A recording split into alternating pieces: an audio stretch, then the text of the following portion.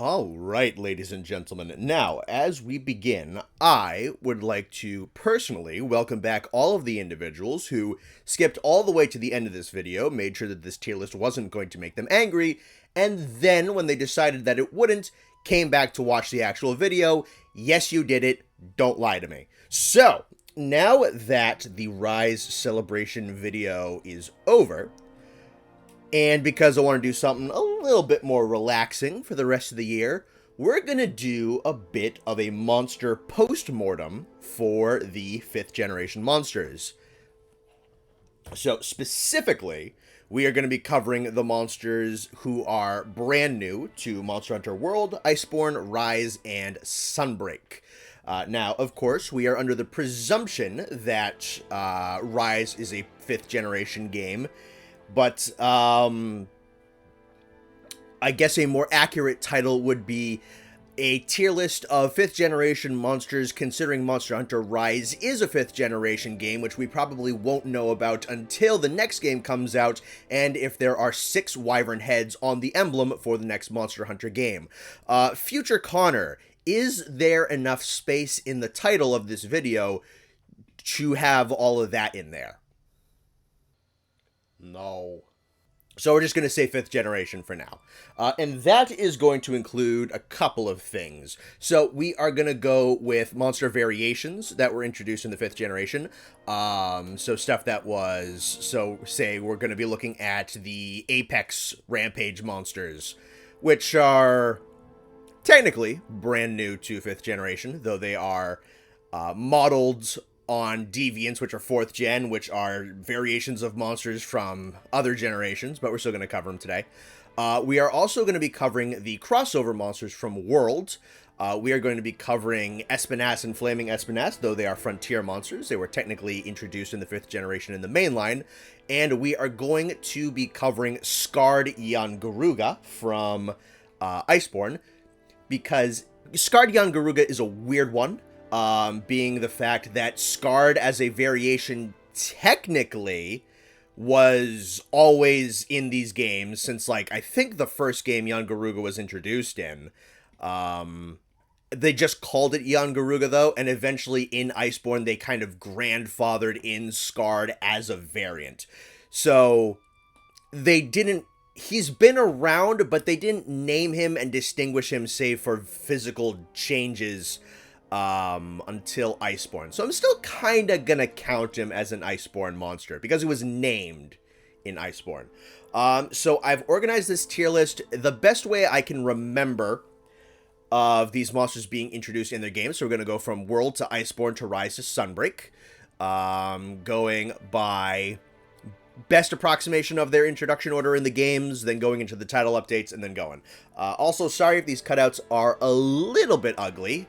I just ran these through Adobe Express. Some of them didn't cut very well, so a couple of them have a bunch of white on the backgrounds. Is what it is. Wasn't going to fuss too much over it. And to introduce the tiers, we got 6 of them. So the new greatest of all time, those are for the absolute best of the best. The greatest things that this generation was able to come up with.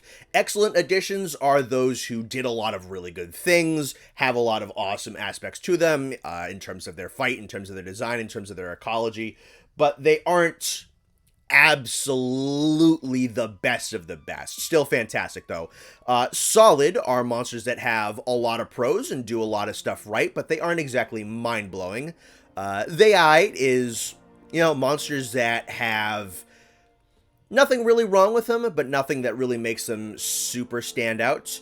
Not all that great is for monsters that have definitely more cons than pros, but aren't outright horrible. And poo-poo doo-doo not good is for the worst of the worst that the 5th generation has to offer. We have, I believe, 77 monsters to cover, so this is going to be a fun one. Hopefully it won't take too long, because I do like to talk. Alright, so, Great Jagras is where we are beginning. He is our introduction to Monster Hunter World. He's good. I do like Great Jagras. I think the biggest benefit of him is that he really kind of introduced what world was going to be all about. Him snapping up Aptonoth and eating them and feeding them to his young, and then being lower on the totem pole than Anjanath, that was lower on the totem pole from Rathalos. Great Jagras was definitely a monster that was built for the purpose of introducing World's thesis statement about itself. He's also interesting because World opted to take a whole bunch of very lizardy fanged wyverns and make them the starting monster lowest level drones, whereas most of the games typically use raptors, which is kind of cool. His fight's not too much of anything. Very, very easy fight. The inflated and deflated versions are kind of cool, but the inflated version just kind of adds body slams and rolls. Doesn't get too much, doesn't do too much crazy. His design is fine. It's kind of cool. The mane that he has gives him a nice distinct look. Nothing wrong with him. I think he's just going to be slapped just right in. It's either Theite or solid, but I might say solid, but as we kind of go, he's probably going to be way back here in very, very low solid. Because I think for what he did for the mechanics of World and introducing what that game was about, if he was a starter monster in any other game, I think he would be a tier down. But I think what World does for him and what he says about World is kind of his saving grace here. All right, Kulu-ya-ku. Kulu-ya-ku is an interesting one. Out of like every monster they've ever made, Kulu-ya-ku is probably the most grounded monster I think they've really ever made. I think if you were to look at Monster Hunter's roster and look for animals that could have actually existed in real life, Kulu-ya-ku looks like he's just straight up one of our dinosaurs. He looks like he operates like a giant oviraptor. Maybe like a little bit more bird-like than our actual raptors were, but I think that's kind of cool.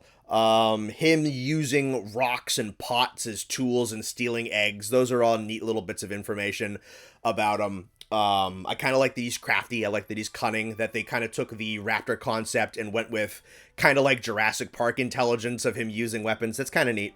So there's a lot of cool stuff about him, and then you fight him.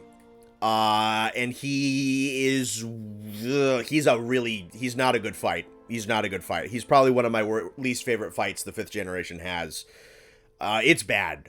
He hops all over the place, wastes a ton of time, has this teeny little skinny hitbox, and then takes up like the front half of his hitbox and makes it a full bounce zone with minimal damage when he holds his rock.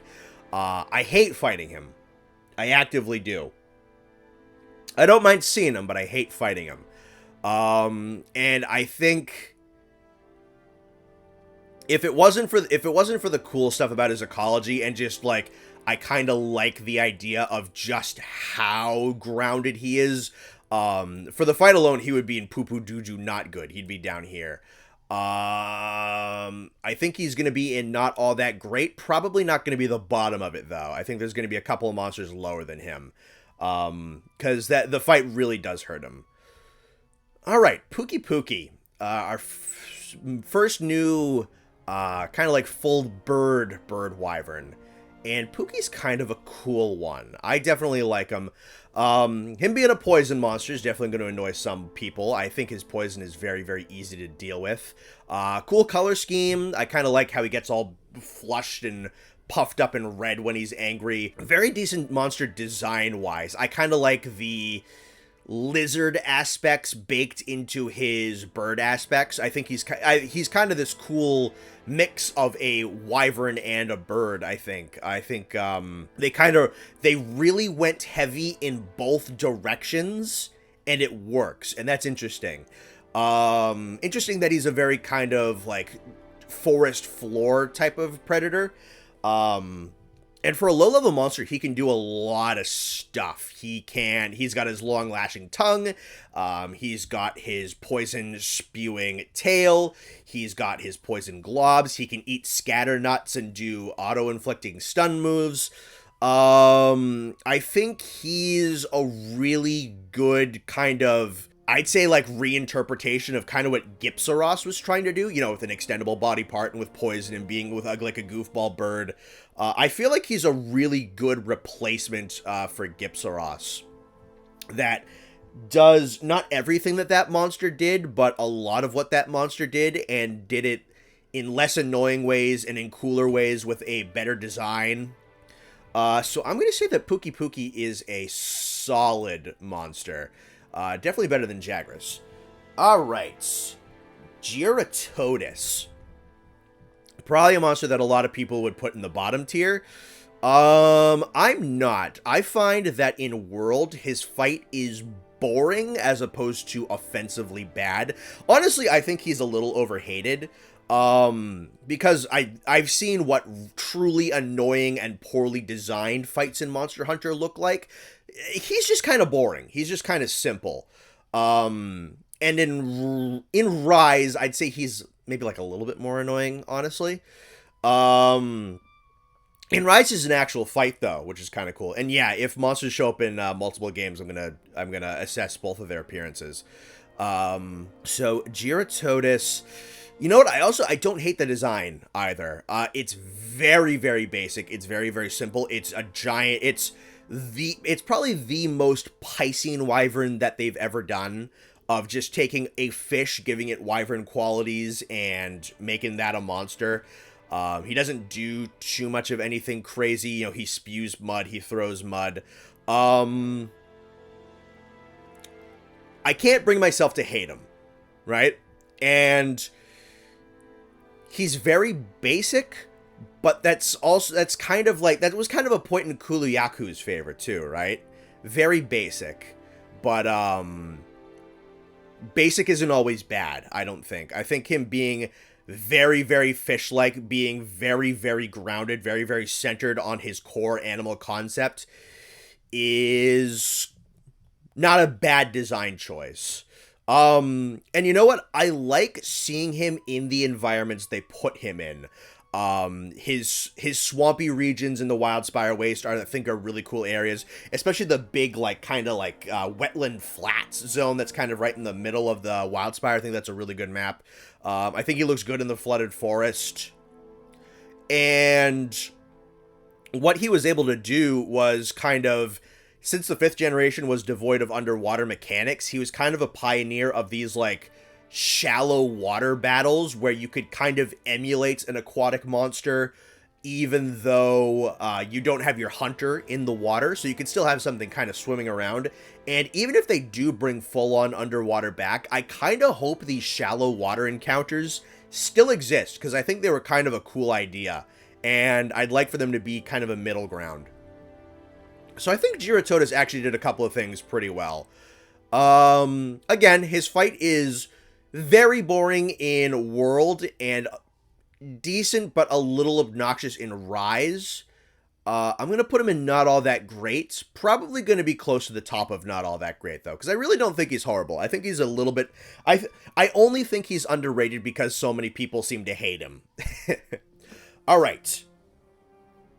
Tobi-kadachi. Tobi's a really good low-level monster, and mid-level monster in Rise. They gave him a really nice buff and gave his fight a pretty decent challenge, honestly.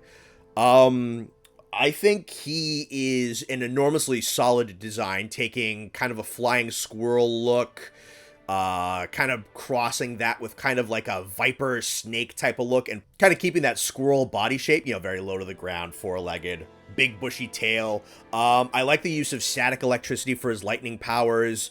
You know, he is a really good kind of like low-level elemental introduction monster. He's got some good interactions with his environment in World where he's jumping from trees and whatnot and using static electricity and friction to shake himself up. He looks really, really good all poofed up.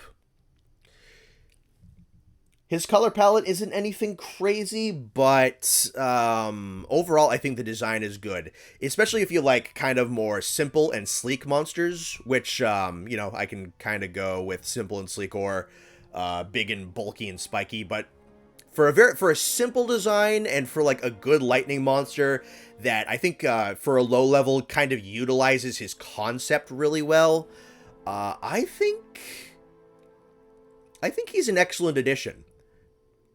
I do. I think Tobi-kadachi is a really good monster. He's a really good animal in World, and he's a really good fight in Rise. I think if they balance that out and bring Tobi-kadachi back, I think you have a really, really solid low to mid-level monster. And I'm happy to see monsters on this level, monsters on this difficulty level be up in like this level of quality. Anjanath. Anjanath is going to be going up here above Tobi-kadachi. So Anjanath is almost kind of like a baby flagship for World. He was the guy who is in a lot of the promo material.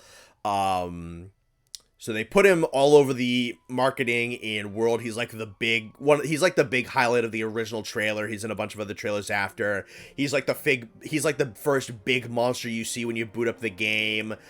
They gave him like a nice pop in a Stories 2 trailer. So they put a lot on Anjanath, and I think they bet on a really good horse. I like what Anjanath is as a brute wyvern. I like that they, you just kind of look at him as is, very T-Rexy. And they kind of took some of the more modern understandings of dinosaurs and mixed it with kind of like the more Hollywood version of dinosaurs, where he's a big, scaly, roaring T-Rex, but he's got kind of like a vulture posture and this plumage of fluff back behind his head. That's kind of making him a little bit more evocative of birds. And then they have that, so they take the Hollywood dinosaur, they take kind of a more scientific dinosaur, and then they take the Monster Hunter aspect, and he has this big nasal structure that pops up out of his head, and little spines that come up off of his tail, and these big, like, fins that come off of his back, and he looks really cool, and he's all puffed up and angry, and then he breathes fire. Yeah, no, I have nothing but, like, good things to say about him. He's got some good dynamic part breaks, too, with, his legs are really, really tough, but you break them, you make a weak point out of them. His head is a weak point when it's glowing and all fiery, kind of like what Glavenus had, so that's like a risk-reward thing that you can hit. So he's got some nice mechanics right there. He's got good sound design. His armor design is really good. His fight is solid. It's not the greatest fight of all time, but it's a good fight. I hope he continues to have a really good presence going forward. I think Anjanath is definitely a monster they put forward for the right reasons, and I think he deserves to be pretty high up on this list. Paolumu. Let me think. I like Pau. I like the map that he's from. I don't love fighting him.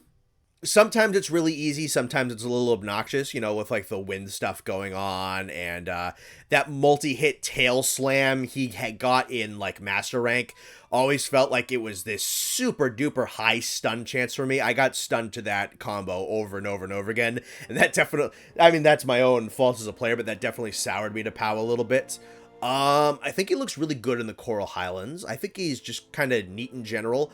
It's cool to have a bat monster. It kind of like his rodent design inspiration is pretty cool. He looks cool all poofed up. He's cool. He's fine. He looks cute all puffed up. I like seeing him.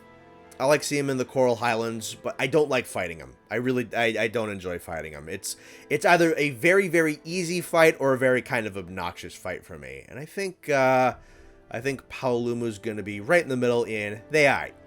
He's aight. Paolumu's fine. Tzitzi-ya-ku.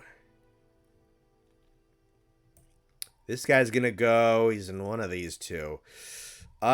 Decent design. I like the purple. Once again, I feel like he's a monster who aesthetically looks really good in the Coral Highlands. I like how he looks. his fight is a whole bunch of nothing. You know, him as an actual boss encounter is like nothing. It's very, very easy. It's very generic raptor stuff. It's whatever. Him as an environmental hazard is much more interesting than he has ever been as an actual boss fight. Even his armor's not all that interesting. Like, Tzitzi-ya-ku is something that's interesting on a map. And he is either very helpful or very distracting. And more often than not, you're tracking down something much more impressive on the Coral Highlands, and then you just have this big purple chicken running around. Is he offensively bad? He has been in a couple of situations. I almost feel like I want to put him down here. I don't think I'm going to. No. Because I was going to say, Tzitzi-ya-ku has never been an interesting boss fight. He's an interesting animal to be on the map. And that's really all that can be said in his favor. But I don't think I don't hate him. He's been useful a couple of times. Great Girros. Great Girros is another monster that I think is a little underrated. I know people are never going to love paralysis monsters. I think paralysis is easily the most obnoxious status effect in the game. Because at least with sleep, you can energy drink out of it or get, yeah. Or be kind of like love tapped out of it by an ally. Paralysis is a bit of a menace. I like Great Girros' look. He's nice and small. Like, he's the smallest of the three lizard dromes in Worlds. I kind of like the Cobra design. I think honestly, I think he looks pretty sick with his Cobra frill and his black coloration and the little bit of spattering of yellow and red that he's got on him. I like his sound design, honestly. Kind of like his hissing, slithering. He's very snake-inspired. Like, they took a cobra and they put him on like a lizard. They gave him lizard legs and shortened him up a lot. And once again, Great Girros and his pack can just be a menace. And oftentimes I find that they're more of a menace in your favor than they are in the boss monster's favor. These guys like to just interrupt a fight and get a free paralysis for you and just shred the boss monster to pieces. I like them. Honestly, I do. I like Great Girros. I like seeing packs of these little guys down in the bottom of the Vaal, scrounging around and just looking for something to ruin. I'm not gonna go... Paralysis is annoying. And again, his fight really isn't much of anything. But I think he's kind of comparable to Tzitzi-ya-ku. But I think he looks cooler. I think he is better off in his map. And I think his fight, though it's not crazy, is more interesting than Tzitzi's. Also in, I'm going to count this. In Monster Hunter Now, I think he's actually kind of interesting. Kind of a decent threat. I like seeing him in that game. Radobaan. Forgotten Radobaan. Probably one of the most unfortunate monsters that World has. Because, like, once you get into upper level of high rank and once you get into master rank, why fight him? Honestly, like, what's the point? His gear isn't anything fantastic. There's no point in really grinding him. And then, you know, Girros is a much more common occurrence in the Vaal, and, like, Vaal hazak is much more current occurrence in the Vaal, and stuff like Tigrex and whatnot pops up in there a lot. So you just don't wind up seeing Radobaan a lot. What also is, the top level of the Rotten Vaal is so much less utilized than the bottom half of the Vaal. So Radobaan just feels like a really left behind monster, and I kind of want to give him some love because I think he's way better than Odogaron. I think his animations are more interesting, his attacks are more interesting, his armor is more interesting. The fact that he's covered in tar. He's also one of those categories of monsters where he's very, very similar to one we already know. but he's different enough that they couldn't justify making a subspecies or a variant or anything, so he's a closely related animal. You know, he is to Uragan what, like a lion is to a tiger. Very, very close relative, but not the same exact animal. And I like it when Monster Hunter does that. I think that's super cool. Yeah, he's a giant tar-covered bone wheel that goes rolling around the top levels of the Rotten Vale. He's a good monster. I'm gonna put him up in solid. I like Radobaan a lot. I think he's gonna be the top of my solid tier for right now. Legiana. Legiana's cool. Being the apex monster of the Coral Highlands. I like the sound design is excellent. I think the art design for him is excellent too. I think it's generally a very, very cool sounding, very good looking monster. The use of kind of the blues with the cream colors and the blacks here and there.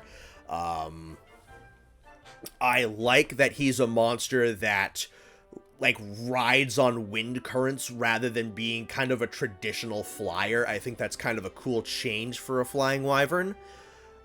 He's got a really cool introduction of hunting wind drakes when you're going into the Coral Highlands, and it's just like this huge flying figure that comes up over the airship. He's introduced very, very well.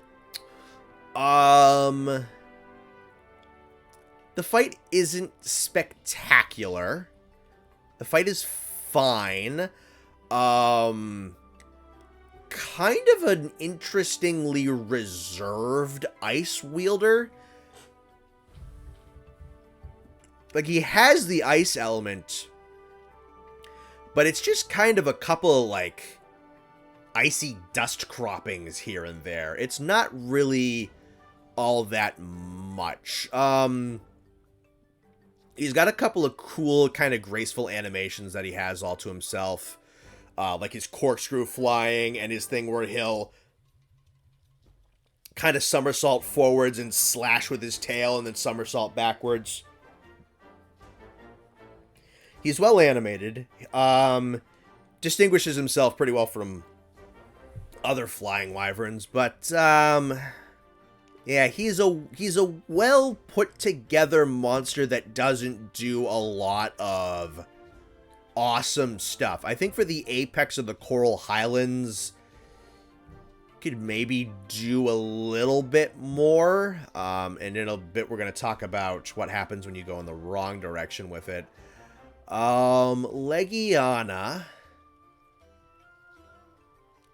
I don't think he's an excellent addition. Because I think the fight is only fine. And the ecology is only fine. That's kind of thing. For how cool the Coral Highlands are, I don't think it has like the most. It has all like fine monsters. I don't think it has the most fascinating monsters. You know, they're all good. Tzitzi is kind of whatever. You want a top solid? Is he better than Radobaan? Yeah, he's better than Radobaan. I think I'm happy with that. Odogaron. I think Odogaron is going to be definitely not near the top, but he is going to be in and amongst the new greatest of all time. Very universally loved monster for a good reason. Apex of the Rotten Vale for a good reason. He is this just haunting looking, ultra aggressive, just spooky looking giant red murder weasel with like extra layers of claws and these big gnarly fangs, and he looks like just a big red muscle. He's super gnarly looking. Standout design, fantastic armor, some of the coolest designed weapons ever made. Just in general, a really good fight with a lot of lunges and swipes and leaps and dives. Uses the bleed element or the bleed status, which is cool, even though bleed is kind of a super baby, easy to deal with status effect. But having bleed is still kind of cool. And he's got his meat that he carries around, and he goes in like a super rage mode when he eats it. Odogaron's got a lot of really cool stuff. I do think the design is perfect. The fight is excellent. The armor is awesome. He feels really, really good in his environment. He's got some really good turf wars. Yeah, no, Odogaron's got a lot of really good stuff. Dodogama.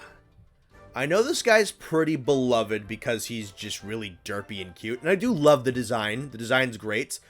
Fight's kind of whatever. I do like his sound design, though. I like that he kind of, like, sounds like a whale to me. Like, he has these, like, big, deep whale call sounds, and I don't really know why. He's kind of an easy monster to just kind of bully around. His best weapon when he starts eating rocks makes a huge part of his hurt box extremely vulnerable to damage. In fact, I think it's one of the most vulnerable body parts in the game. Doesn't do too much. He applies Blast Blight. He'll vomit up rocks every once in a while. That's kind of it. Some other basic attacks that, like, Jagras and Girros have. Looks pretty good in the Elder's Recess. Yeah, he's fine. He's good. I like Dodogama. Definitely solid. I like him better than Jagras. I don't like him better than Pukei. Zorah Magdaros. Alright. If we're talking just Zorah Magdaros, poo-poo doo-doo not good. Absolutely. The fact that this took a year of development and a ton of resources for something that's interesting to do once in the story and then never again. Like, it's a decent enough story set piece. Like, don't get me wrong. Like, when the times he shows up in the story, when he, like, the very, very beginning of the game, or the first time you encounter him, second time you encounter him, you know, when Nergigante arrives on his back, he has good, his story beats are fine. He was not worth the resources that went into him. He does have a saving grace, though, and that would be Arch-Tempered Zorah Magdaros. Arch-Tempered Zorah Magdaros was very well balanced for the amount of health that he had. Zorah himself wasn't anything crazy, even in that mode, but it was the amount of health he had in proportion to the time needed to beat him made it an intense encounter. Not so much an intense fight. But yeah, I think Arch-Tempered Zorah Magdaros really kind of balanced that out a little bit. And that mission is fun. That doesn't make him fun. His design is fine. He's a big volcano turtle dragon. I think his texture work is kind of rubbery and plasticky, though. It doesn't so much look like a bunch of molten rock as it does like a bunch of, like, someone melted a bunch of tires all over him. He was a cool idea of you walking around on a giant living volcano. I think, honestly, they could have done more with him and do more, like, special event quests on his back of you, like, fighting, like, I don't know, Nergigante again, fighting Kushala, fighting Teostra, fighting Velkhana, stuff like that. I think they could have used that map for event quests more, honestly. Does Arch-Tempered save him from poo-poo doo-doo not good? Honestly, what saves him, what makes that quest good is his health and the time limit. It's not him. And you just think of how much Zorah took away from World. I mean, World still feels like a very complete game. It's still a very good game. You know, base game Rise is still an excellent, complete experience. But, you know, what could have existed if Zorah wasn't in the game. And it's not even like, you have underwater combat in Tri, which took a ton of resources and time and wasn't a huge success. But, at least underwater combat brought us Leviathans and brought us, like, these shallow water fights, and brought us a bunch of very iconic monsters and stuff like that. What did Zorah really add besides, like, a couple of really cool Easter eggs in a couple of maps? Like, I'd say Zorah's biggest contribution is his dead carcass in 2 other maps. So, yeah, that's kind of points in his favor. So, Arch-Tempered Zorah Magdaros is a good quest. Zorah Magdaros is not a great monster. Vaal Hazak. I want to like Vaal Hazak more. Vaal Hazak is a great design, a great aesthetic, in an Elder Dragon who was born to be in the Rotten Vale. He is perfectly tuned for that map. Kind of going with like a Resident Evil zombie dragon is a really cool idea. Again, aesthetically, excellent. I think if we were talking about just aesthetics, he would be up here. He'd probably be at the top of the list right now. The fight is fine. The fight is just fine. It's super slow. He's one of my favorite fights for Great Sword in that game because he's so slow, because I can just smack the crap out of him. His half-health gimmick with Effluvium is kind of cool, and the chip damage he does with it is fine. There is a skill, though, that just gets rid of it and rectifies it and makes it so that's not an issue at all entirely. So it's not that terrifying, and I'm a guy who counter builds, so Vaal Hazak's biggest weapon has been taken away from him. And even with his half-health mechanic, he hits so slow that he sometimes can't even really capitalize on it. That's the thing, is he's so slow. He's such a big, lumbering, lethargic... He's not even that big. He's tall, but he's not super bulky. There are monsters larger than Vaal Hazak that move faster than he is. So I think Vaal Hazak is hard carried by aesthetic. I think because of his fight, he does... if this was like first impressions, I think he'd be excellent additions. But, man, I just really kind of don't even remember that fight. He's got his effluvium breath. He's got a couple of versions of it. He's got a couple of body slams, a couple of, like, slow, staggering, like, forward-facing bite attacks, and not a whole ton else. Vaal Hazak, I think, should come back. I think they should do more with him. I think they need to crank up his fight. But for now, he's definitely the top of solid. Because, again, if his fight was decent, he'd be up here. If his fight was great, he'd be here. I think again, aesthetically, he's one of Monster Hunter's best, I think. If we were going off of just looks, he'd be way, way, way up. But the fight needs so much more than it has. Nergigante is gonna top our list so far. Nergigante's got a lot going for him. First of all, the design is exceptional.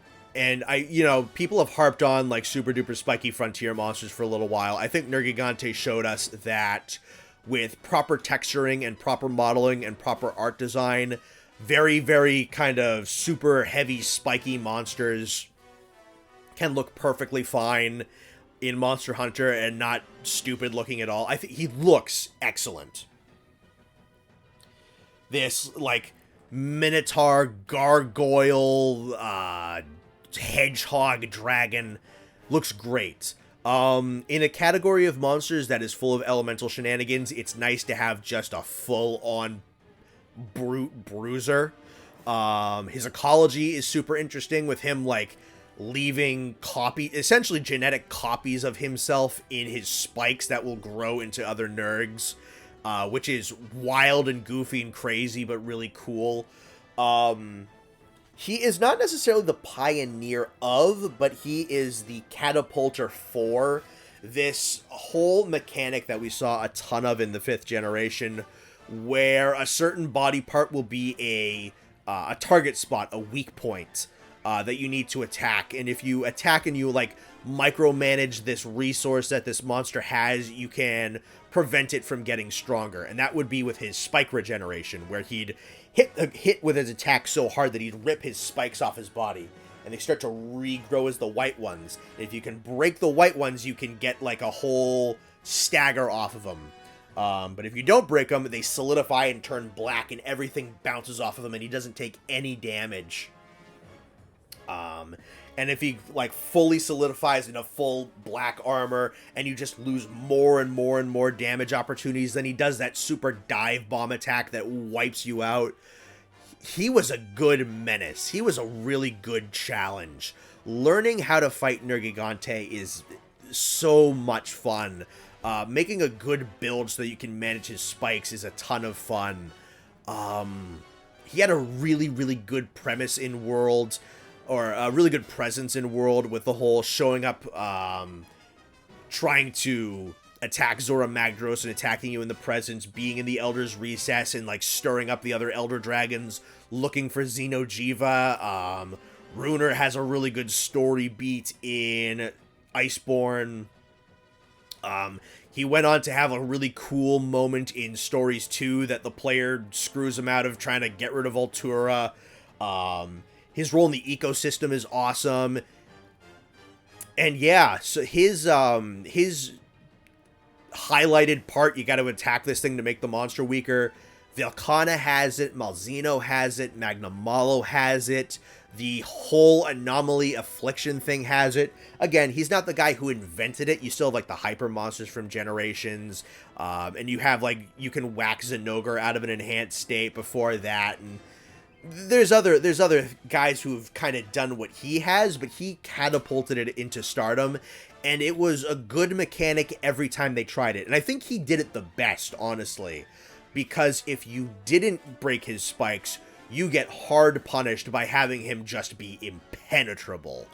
And once he's fully impenetrable, he does that dive bomb and can that move has probably killed more players than most attacks in most Monster Hunter games have ever wiped out players. Nergigante is excellent. He's one of the best monsters they've ever made. And we're gonna keep this going with Bazelgeuse as another one of the greatest monsters ever made. Do I like him better than Odogaron? Is he good right here, right in the middle of these other two? I like him better than Odo.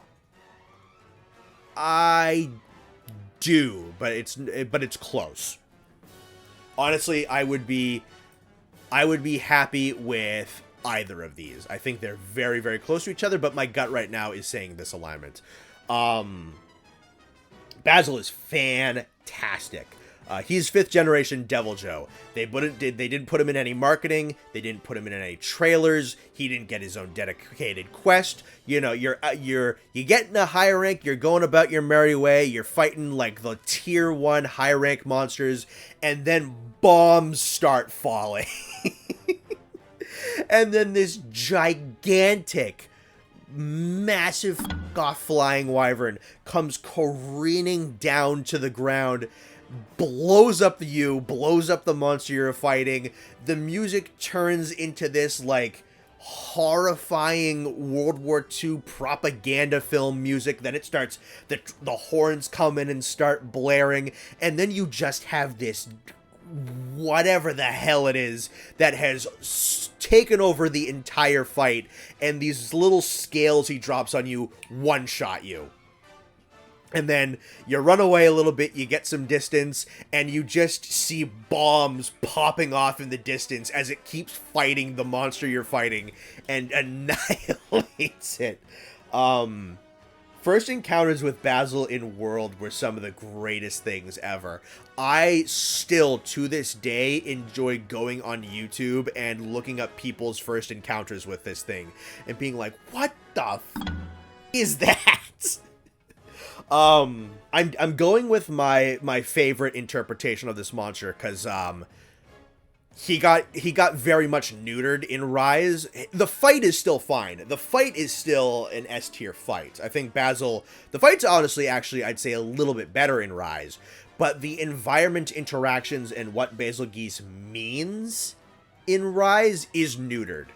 So I'm hoping and praying that Bazel comes back in whatever the next game is, because he needs to be. Rise can't be the last memory we have of him for a prolonged period of time. I think he's a monster that needs to come back and needs to be reintroduced as what he should be. His theme is phenomenal. I really love his armor, even though it's usually not the best skill-wise. It always looks really good. But yeah, Bazel is iconic.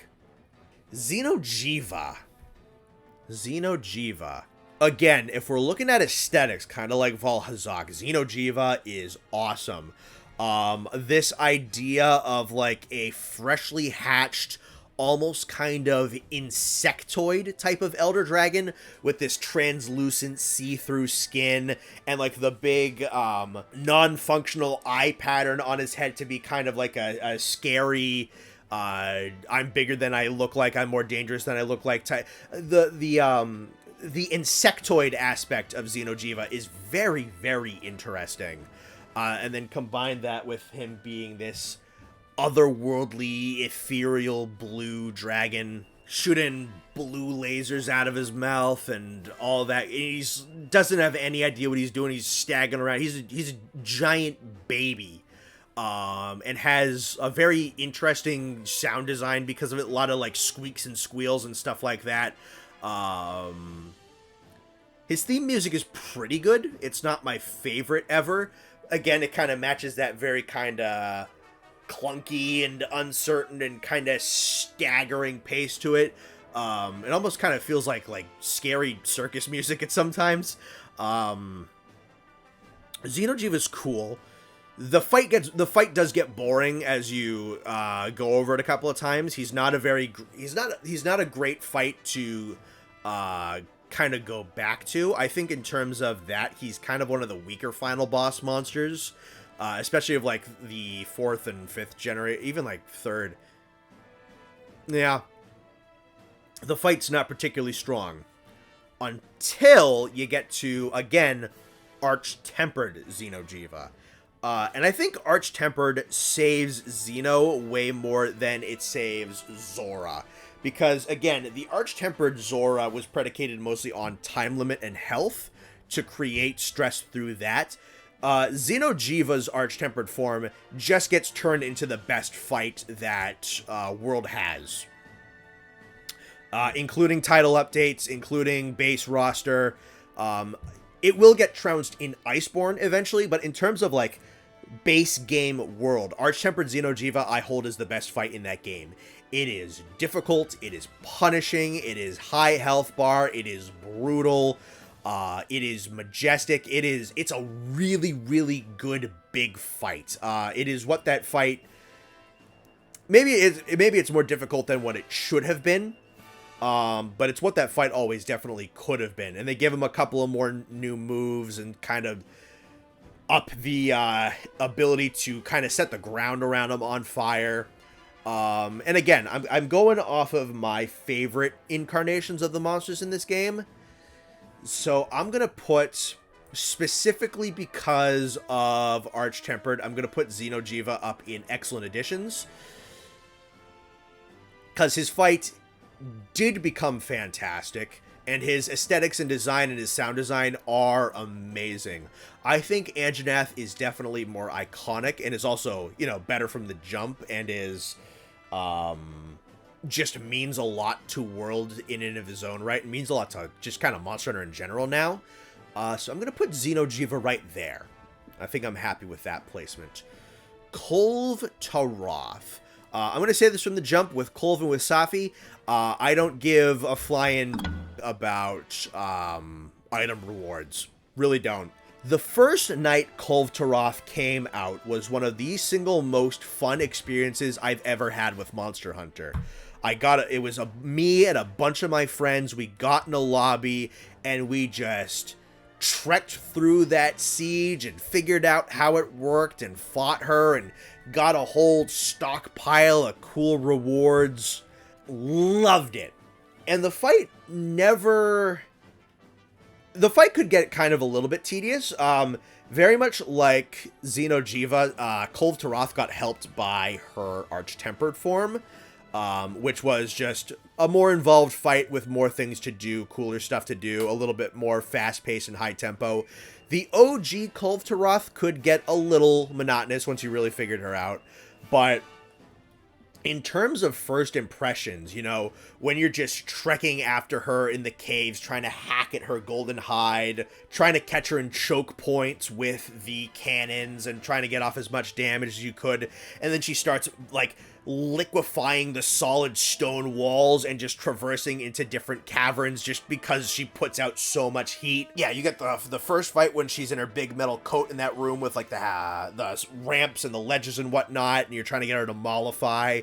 And then you get the third phase when she's in the huge lava cavern and she's superheated and you're trying to break off of that. And then you get the final one. I have so many phenomenal memories about Kulve Taroth. Even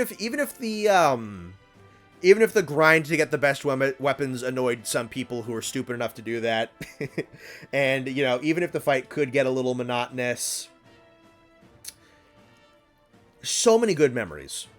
It's such a phenomenally put together encounter, and she especially in her Arch-Tempered form. She's a big boss done really well. Her Arch-Tempered form is like a legitimately challenging and entertaining fight. I like Kulve Taroth a lot. Is she up here? She definitely loses a little bit of her novelty as she goes. Though, again, I think Arch-Tempered salvaged it and turned it into a properly spectacle-filled fight that maintained its luster just because the fight got better. New greatest... I don't think she's that good. I think she's going to be... maybe the gatekeeper for Excellent Edition. Alright, we're going to get to the 3 crossover monsters. And this has been going for a while. Jesus Christ, this is going to take a while. Alright, we're not going to spend too much time on these guys, because they're not, like, Monster Hunter monsters. Behemoth from Final Fantasy. Cool design. They did a lot of neat things for him. They changed up the music, they changed up the font, they changed up the mechanics. The fact that you kind of had to fight him in a raid type of format was kind of cool. Solid fight. I like his fight quite a bit. Extremeth was also a good fight, save for how much he spammed Charybdis. Like, Charybdis was a cool idea, the one where he spawned the tornadoes, but the tornadoes were both really, really large and then spammed over and over and over and over and over again. If he didn't spam Charybdis, I'd like him more. But he's a really good challenge. He's a solid fight. Beating him was an absolute rush of exhilaration. It took us a couple of nights to beat him.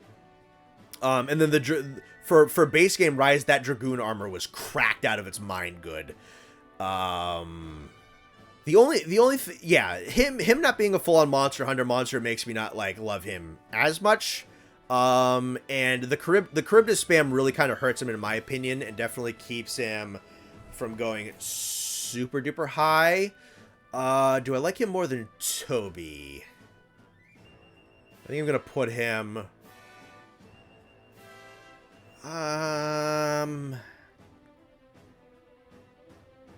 Again, him not being a Monster Hunter monster makes him weird. I'm going to put him right here. Mostly because of the... It was cool to get a crossover boss. It felt fantastic to kill him because he was so difficult. Design's cool, cutscene's cool, music is cool, fight was good, all the aesthetics changes were good.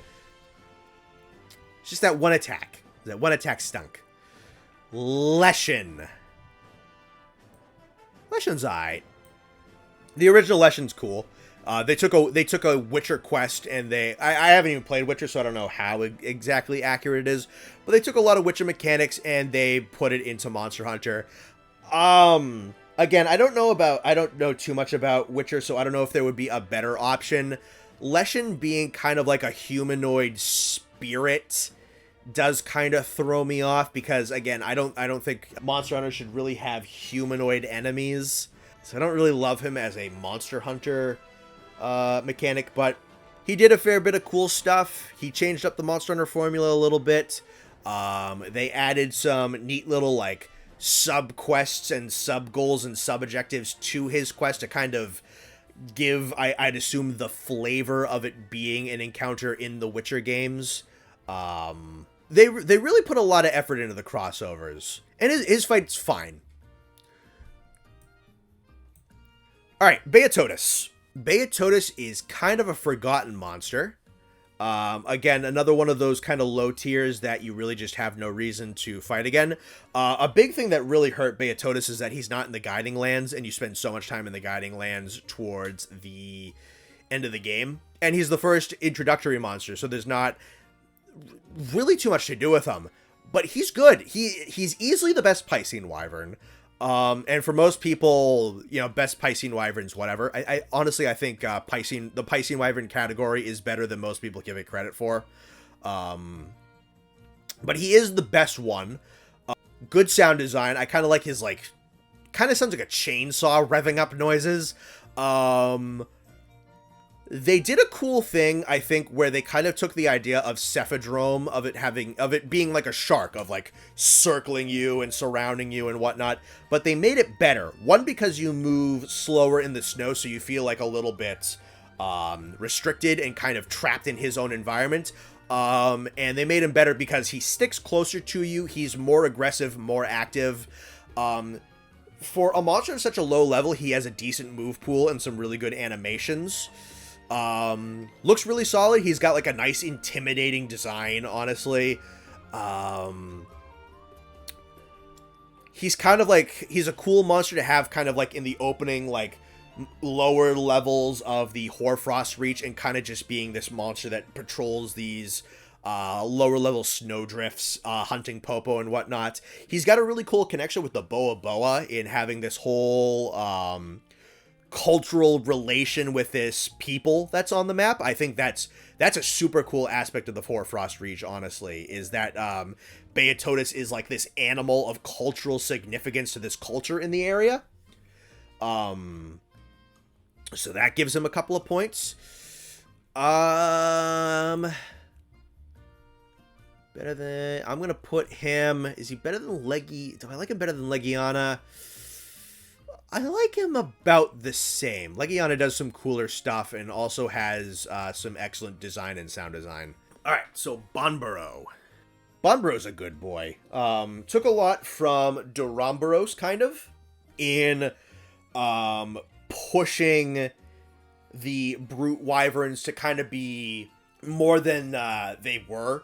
With the Brute Wyverns, were almost always predatory theropods, based predominantly on very dinosaur-esque dinosaurs. And then Duramboros came along and really kind of challenged what a Brute Wyvern could be, and Banbaro took that and pushed it further. Kind of based on more of like an elk type of deal. The worst thing about Banbaro is he's one of the 3 monsters in Iceborne that they made an invader. I'm sure it's written somewhere in his ecology why he can go to every map in the game. I don't really care. He doesn't look all that good on the other maps. He is a snow map monster and should have stayed a snow map monster. I'm gonna maintain that opinion. There's, out of the 3 that they did this to, there's only one that I think really makes sense. Banbaro should have just stayed in the Hoarfrost Reach. Other than that, he's really, really cool. Picking up rocks and tree branches. When he rips up trees and is holding giant logs in his horns and is charging at you is such a really cool idea. Cool interaction with environment. Looks excellent. Has good sound design. I like that he's such a massive monster that is usually pretty peaceful. You know, won't fight unless he is disturbed. He's got cool looking armor. Yeah, no, the only thing wrong with Banbaro is they put him on too many maps, and that's barely his fault. Banbaro's pretty excellent. I think, and you know, I really appreciate it when they take kind of the conventional idea of a monster category and they alter it. So I think that's what makes Banbaro and Duramboros really special, is they took a very theropod predatory dinosaur category and they really wanted to see what they could do with it. I heard a couple people say that, oh, he should be a quadruped, he shouldn't be a brute wyvern. I think he should be. Monster categories should be expanded upon, they should be experimented with, they should be changed up and shifted and seen what directions that they can be pushed and pulled in. I think making Banbaro a brute wyvern was honestly an inspired choice and makes him maybe a little bit more memorable than he would have been if he were a fanged beast. Though I do, honestly, if they did make him a quadruped, if he was a fanged beast, I do think he'd still be a good monster, but I think he is legitimately beneficial to the brute wyvern category. I am gonna put Banbaro better than Behemoth. I definitely like his personality a whole lot more. I'm gonna put you right there. Koro-pukei is a very underrated monster, I think. I think he's another monster that gets very easily forgotten. I think Koro-pukei is the best monster that they made for the Coral Highlands. I think he is better than all the monsters. I feel like with Coral, they finally, like, really knew what to do with the Coral Highlands in terms of monster design. He looks fantastic on that map. He's built for that map. He fits in the ecology of that map perfectly, where they have him consume water from all the big fungus formations that they have on there. Color design is excellent. All the mechanics he can do with his water attacks are great, where he can bisect his water beam with his tongue, and he can emit so much water pressure that he can maintain flight. They pushed this guy in so many cool directions and did so much neat stuff with a subspecies of, like, a bottom tier monster. The amount of things they did for Koro-pukei is kind of unprecedented.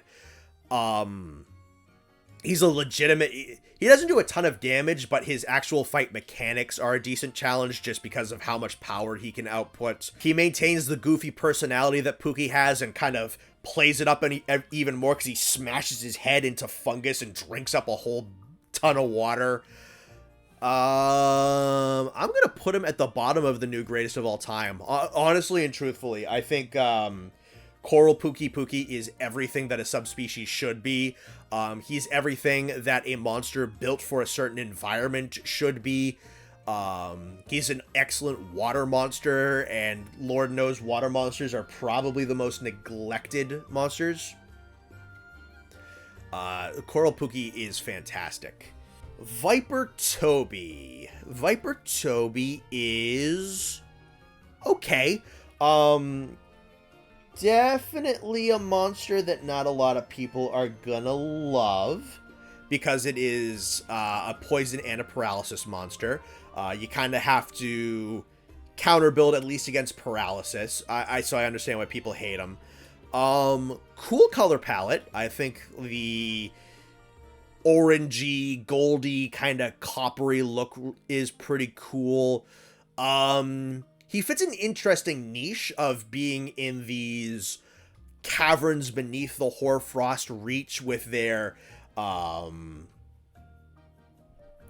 hot spring areas. So he is it's like the one area where he can really kind of survive, and he only ventures up top if there's like a really easy bit of prey that he can take.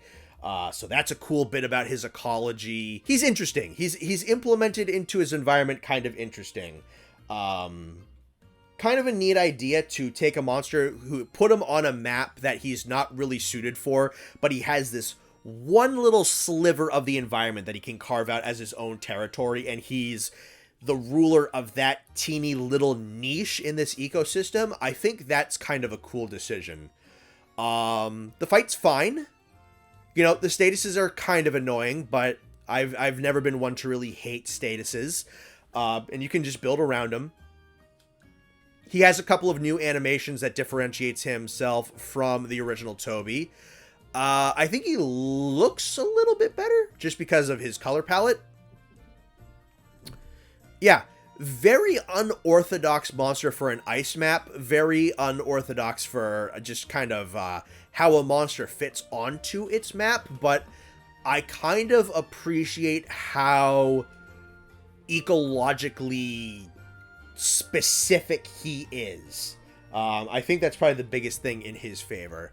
I'm gonna put him up in the top of the AI, because he's alright. You know, the statuses are a little annoying, kind of odd, very, very limited in his occupation of the Hoarfrost Reach. You don't see him a ton.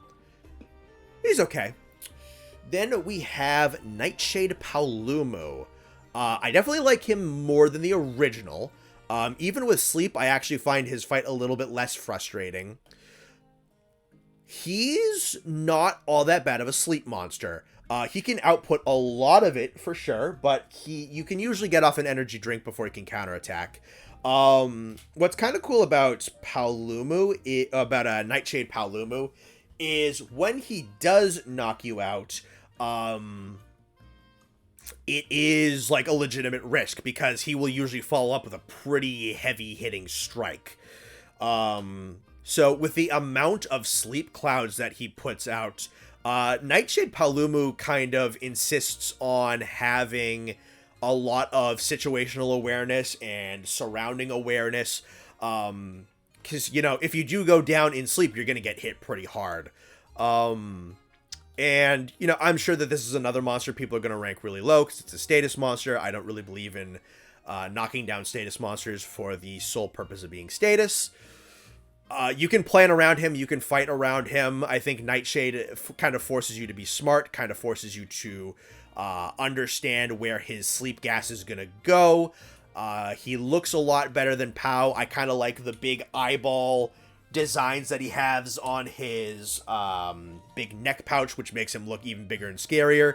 The darker coloration looks better. I like that he's in the sandy plains. It's kind of an odd placement for him, but at the same time, like, him being this nocturnal predator that dwells in the forest section of did I say sandy plains? I meant Wildspire Waste. Again, kind of like Viper Tobi.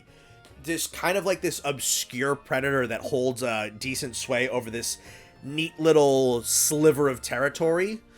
Nightshade's a good monster. I think I'm gonna put him just over Viper Tobi.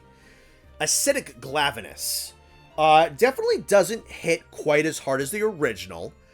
I think a big part of that is the color palette.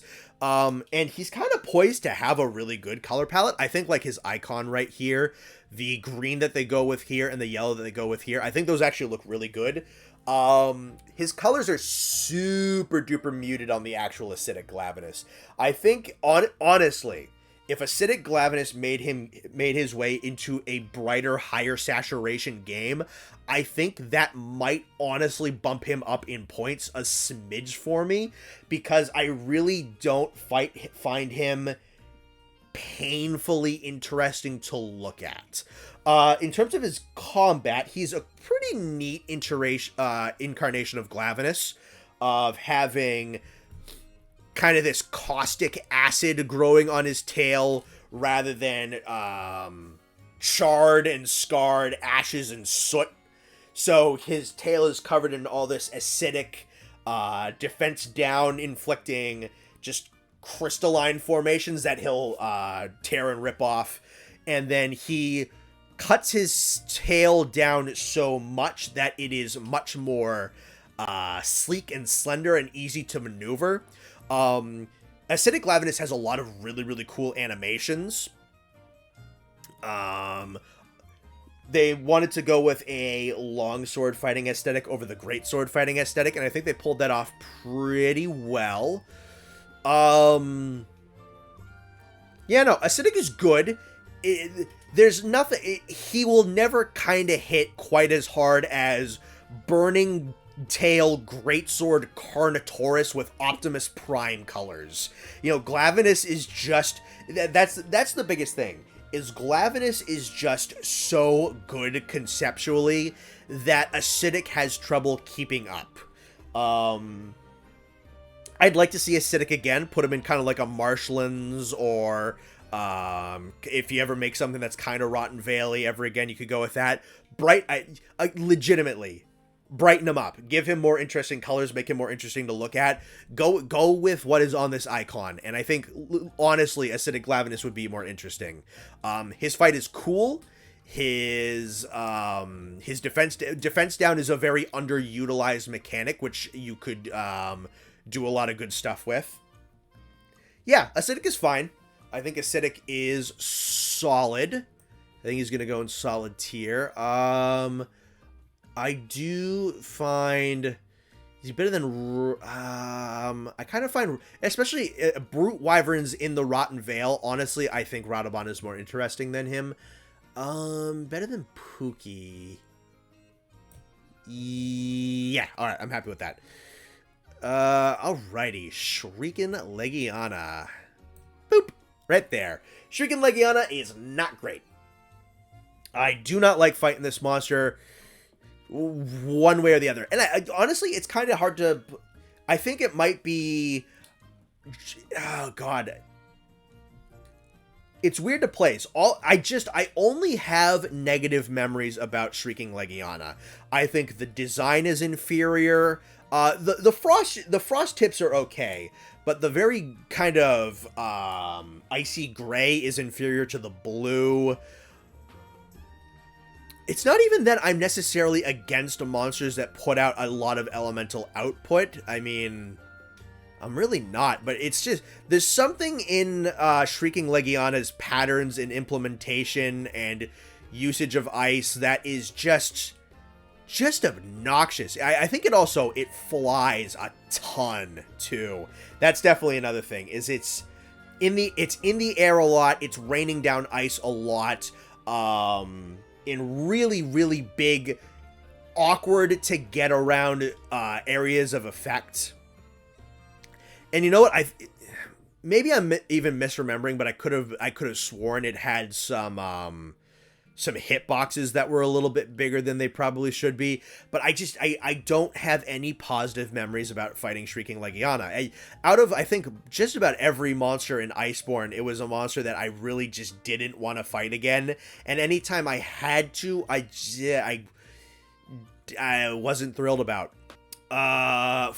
Fulgur Anjanath. Fulgur Anjanath is really cool. Fulgur Anjanath is the second of the 3 monsters that they put on every single map, and it's one of the 2 monsters they shouldn't have made that choice with. Fulgur Anjanath looks really, really good in the snow, with his big white fluffy coat and white scales and his radiant blue flaps and nose beasts. He looks excellent in the snow. Should not have been on any other map. If they have an explanation, that's totally fine. I'm going to still stick with it. He's much, design-wise, much bigger than Anjanath, much fluffier than Anjanath. His color scheme is very peculiar. Full white body with kind of like a tiger stripe, like white and black tiger stripe. And then he has full-on tiger colors in his face with the white giving way to orange. I forget why that is, but it's such a very strikingly intriguing choice. maybe they tried to have it be like a full body white Anjanath and it just didn't look as good for whatever reason. But the orange face he has is very distinct, very odd, but it also like works for me a lot. He looks gorgeous when his electricity effects are fantastic. They're phenomenal. When his back fins are all lit up and he's got lightning kind of shooting out of his mouth and whatnot. He's a very, very gorgeous monster. Legitimately tough fight and legitimately good fight. A challenge that never felt like bullshit, at least to me. Yeah, man, Fulgur Anjanath just has the same issue that Banbaro has, and again, like him, it's not even entirely his fault. I'm gonna put him at the top of excellent additions, honestly. I like it. Anjanath is iconic, but Fulgur is just like a really good subspecies. Took the element swap and did it really, really well. Took the color swap, did it really well. Bulked him up, upped his fur, changed up his model a little bit, which I appreciate. Gave him a bunch of extra effects. Cool monster. Ebony Odogaron is a monster I kind of slept on for a little while. Definitely when the game came out, he didn't really hit me super hard. In retrospect, he's kind of cool. I think his design is decent. His color palette is really cool. I think he looks really neat when he's all like sparked up with dragon. He kind of has Iceborne Savage Devil Joe issue where I think they could have made the dragon energy pouring off of his face even like kookier and crazier and wilder. But they just kind of made it like sparkly black and red mist, which isn't as cool as it could be. And even at that, I still think he's got a better dragon effect around his face than Savage Devil Joe does. So he is the third of the three monsters that they just kind of made an invader. And unlike Banbaro and Fulgur Anjanath, which felt like exclusively Hoarfrost Reach designed monsters that for whatever reason they just slapped on all the maps, Ebony Odogaron kind of makes sense to be everywhere. Odogaron was a monster that was already on crack. And then he did crack again and like tried to stack it. He tried to see if the perk stacked, and it did. And it turned him into a dragon-infused murder weasel. Good color palette, decent batch of different animations. Not a huge differentiation in terms of the fight. I think that's kind of why he didn't strike me too immediately.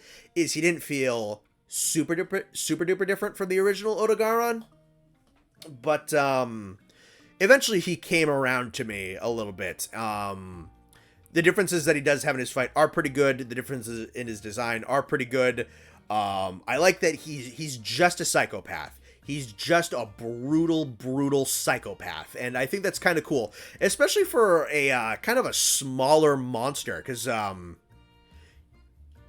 a lot of the big crazy psychos like Devil Joe and Diablos are really, really big monsters. When you have like the small psychos, I think those are kind of endearing.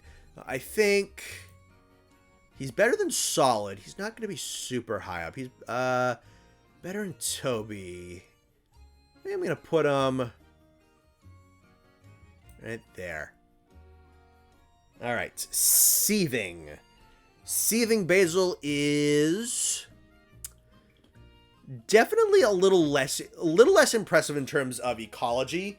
Iceborne did a really weird thing where if the monster had a variant, that monster was more than likely not in Iceborne, and instead they made up a bunch of new variants to be kind of their replacements. So the much more ecologically interesting big bad invader Bazelgeuse was completely absent in Master Rank and was replaced with Seething. Seething being a good fight, but was locked to the Elder's Recess and the Guiding Lands. And kind of, again, high rank Bazelgeuse is such a cool monster that has been neutered over and over and over again. The Seething isn't bad. Seething's got a cool design. I like his color palette. I like the incandescent kind of like superheated purple near pink coloration that he has. I think the fact that his scales kind of glow into these big kind of like purple flowers and get like super mega deflated and deformed until they pop into a much bigger explosion is cool. His ultra attack is really good. He got a couple of interesting new additional attacks in Sunbreak when he was introduced as a title update monster. Didn't leave a huge impact in Sunbreak when he arrived because, mostly because of Lucent Narga and the Metal Wraths, but, you know, he's nice to have around. He's a good variant. His armor looks really good. I'll give him that. His armor is fantastic. As much as I want regular Basil to keep sticking around, I'd be fine if Seething stuck around, but I don't think I'd ever, like, totally need him to stay around forever. Seething's fine. Seething's good. I like him. I'm going to put him in solid. I think I'm going to put him right here, just because of Vaal Hazak's aesthetics. Alright, so now we're hitting the flagship of Iceborne, that being Velkhana. Not the universal slam dunk that Nergigante is, though not a bad monster. Let's see. Velkhana's got some stuff going for it, some stuff working against it. I think the fight is pretty darn good. I think Sunbreak definitely made the fight better than it is in Iceborne. Iceborne, I felt, was a little bit too reliant on its, like, frostbite attack where it will lock you to the ground and then follow up with the tail stabs. And I felt like it was a little bit too over-reliant on the tail stabs in general. Sunbreak Velkhana felt like a nice, good mix-up of its attacks and a little bit more of an interesting pattern of combat. I feel like it's just, it's more fun to fight. Has a couple of cool new attacks. So, yeah, I think Sunbreak Velkhana pushed the fight where it needed to go to really fix a couple of the issues that Iceborne's had. Then, the sound design is pretty good. The design itself is solid, kind of like a purpley blue-gray dragon with extremely well rendered and textured ice armor. I think Velkhana all iced up in both games looks excellent. I think they modeled this creature fantastically. A variety of very, very good themes. Velkhana does something really cool in its, not so much in its narrative heft, but in its presence in Iceborne. Unfortunately, Velkhana is a little bit left to the wayside by the end of the game. All it really had going on was it was agitated by Shara Ishvalda. It really didn't have a ton of story presence. And that kind of, it wounds it a little bit as a flagship, just a little bit. But Velkhana does have good presence, as it shows up a lot. It shows up right in the beginning, hunting the migrating Legiana. It attacks you, or you track it down to the Elder's Recess, and it bests you. It becomes a threat to the Celiana outpost, and then you finally track it down for a final battle. So Velkhana, though not having a massive narrative presence, is an excellent rival in Iceborne, I think. As it, actively defeats you, is a threat to your home. Well, not your home, but your colony. Velkhana gets to do a lot, and that helps Velkhana a lot as a flagship. It's a shame that it really doesn't have, once it's kind of over and done with, it really doesn't have too much of a presence. So yeah, good fight in its second incarnation, good presence and good rivalry. Not a lot of narrative weight to it. Decent gear. I like its weapons more than its armor. Frostcraft is a pretty cool iconic skill that it has. Excellent music. I would warrant that Velkhana is gonna go right here. I like Odogaron's fight a little bit more. I really like how Odogaron blends into its environment.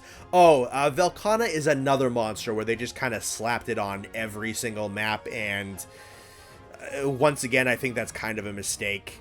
You know, volcano maps actually make sense because I think it's through some kind of process it undergoes with volcanic heat that is actually able to empower itself. I'd have to brush up on Velkhana's ecology again. I think it makes a lot of sense for Velkhana to go to volcano regions. I know that's legitimately baked into its ecology. That's why your first actual one-on-one duel with it is in the Elder's Recess. I think if they just put him on volcano maps and ice maps, that would be better. The fight had some improving to do. Another thing about its fight is it has its little ice structures that it creates. I wish Velkhana was a little bit more limited by the ice structures that it made, because it can just fire its ice beams through it. It can just I think it might be able to run right through it. I feel like if you want to make Velkhana's fight like really, really interesting, I think a great idea would to be give those ice blocks that it creates with its ice breath colliders that monster hunters or that monsters can't get through, and kind of just shift up the field tactics a little bit every time it sends those out through the arena. I think the environment interactions that Velkhana creates could be more interesting. We're going to get to another monster in Rise that creates environmental obstacles and whatnot, and I think that this is a neat idea that the 5th generation began and didn't do enough with. Talking about monsters that interact with the environment around them, Namielle is shooting up to the very top of what we got so far. What do you say about this thing? The best combo element monster. One of the single greatest designs, an amazing theme, exceptional gear, beautifully animated, decent sound design. I'd say that's probably its weakest element, but I don't think sound design's a huge donator of points. Wow, what a monster Namielle is. Its color palette is exceptional. When it's all lit up with its bioluminescence, it's incredible. They took so many deep sea animals and blended them into a dragon beautifully. Catfish whiskers and tendrils at the end of its wings and jellyfish-like animations, uses of water. So there's so much stuff packed into this, taking so much inspiration, and it feels like nice and condensed and perfectly put together. The animation on its wings is immaculate. The push and pull of its waves being pulled around when it manipulates it with its wings are awesome. The tidal waves it can create of just pure amounts of water output are awesome. The fact that it starts to rain when it shoots water into the sky because it's pumping so much moisture into the air, and the electricity chaining with the puddles that it creates is legitimately brilliant. It's some of the best combo elements work they've made. Some of the best monsters interacting with their environment that they made. Namielle should absolutely come back.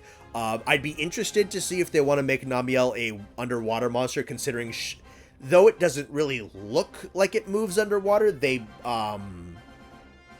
based it on so many watery monsters that it kind of fits. And if they've never put that skeleton underwater, and I feel like they could if they wanted to, and just watching it fly and watching its wings move like a jellyfish swims, so much work was put into this thing. And the fight's fun. You know, you might want to bring a water mantle to deal with the push and pull of its waves, but again, you should be counter building. That's how Monster Hunter works. So gimmicks like that don't necessarily bother me. Wow, what a monster. The fight never got stale. The music maintained. The design was excellent. The gimmick held water, phenomenal. Black Veil Vaal hazak. This is another one of those monsters that they didn't bring in Vaal hazak into Master Rank. They created Black Veil Vaal hazak, and they made it a variant. And Black Veil Vaal hazak just feels like Master Rank Vaal. The design is kind of neat. It's covered in like this white gown of fungus, and it has like its eyes covered, or like those things, its fake eyes all covered up. Kind of looks like a ghost. I like how it looks in the ancient forest. That's kind of cool. I like that the Black Veil, I think, is like part of its life cycle, where it just every once in a while it will venture up into the forest and intake a bunch of particles from fungus. It's kind of cool. It's like a neat biological process that this animal goes through. Like that's a cool idea.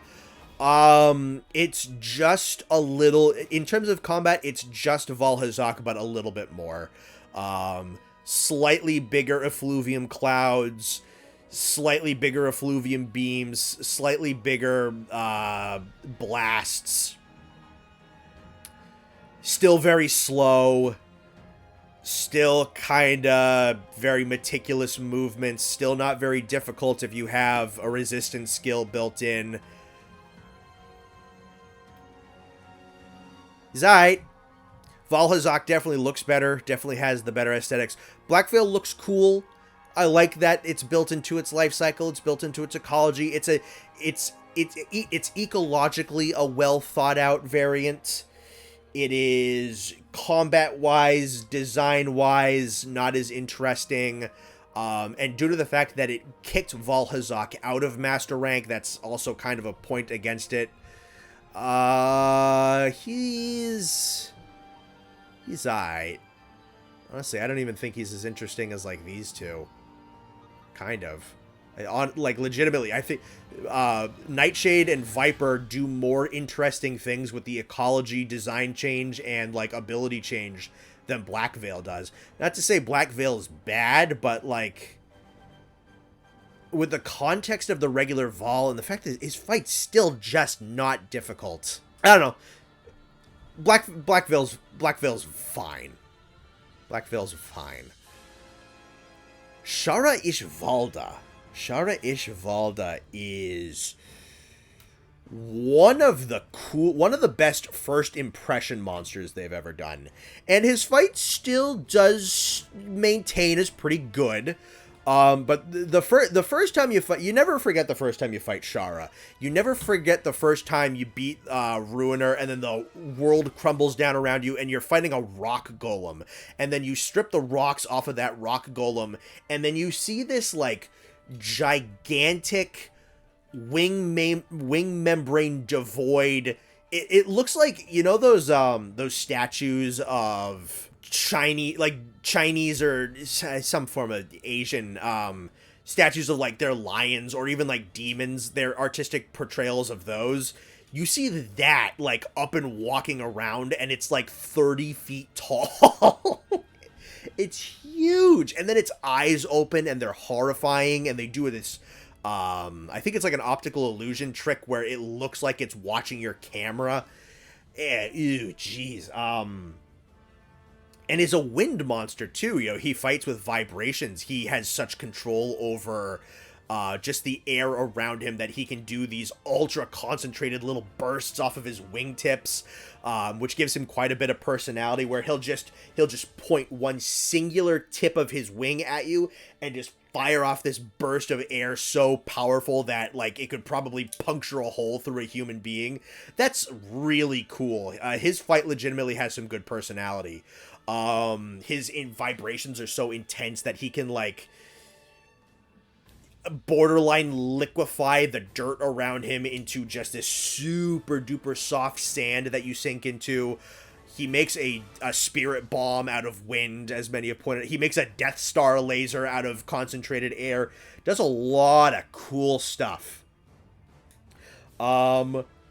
His move pool is a little bit limited. I think for a monster with as much health as he has, he doesn't have as many attacks as he could. He's a decent challenge, honestly. He does some decent damage, and even when you have later level gear, I think out of like a lot of the final bosses in the stories for 5th generation, I think he's one of the ones that maintains his difficulty the best. He's a decent challenge. But yeah, could have used a bigger move pool. His theme is really good. His design is quite excellent. His armor and weapons look pretty awesome. Yeah, no, his biggest downside is his fight can get a little bit dry because he doesn't quite do as much as he maybe could, and didn't get like an arch-tempered version to give him a nice little buff to his move pool. I always felt like he didn't quite do enough. Also, the rock form can get a little tedious, honestly.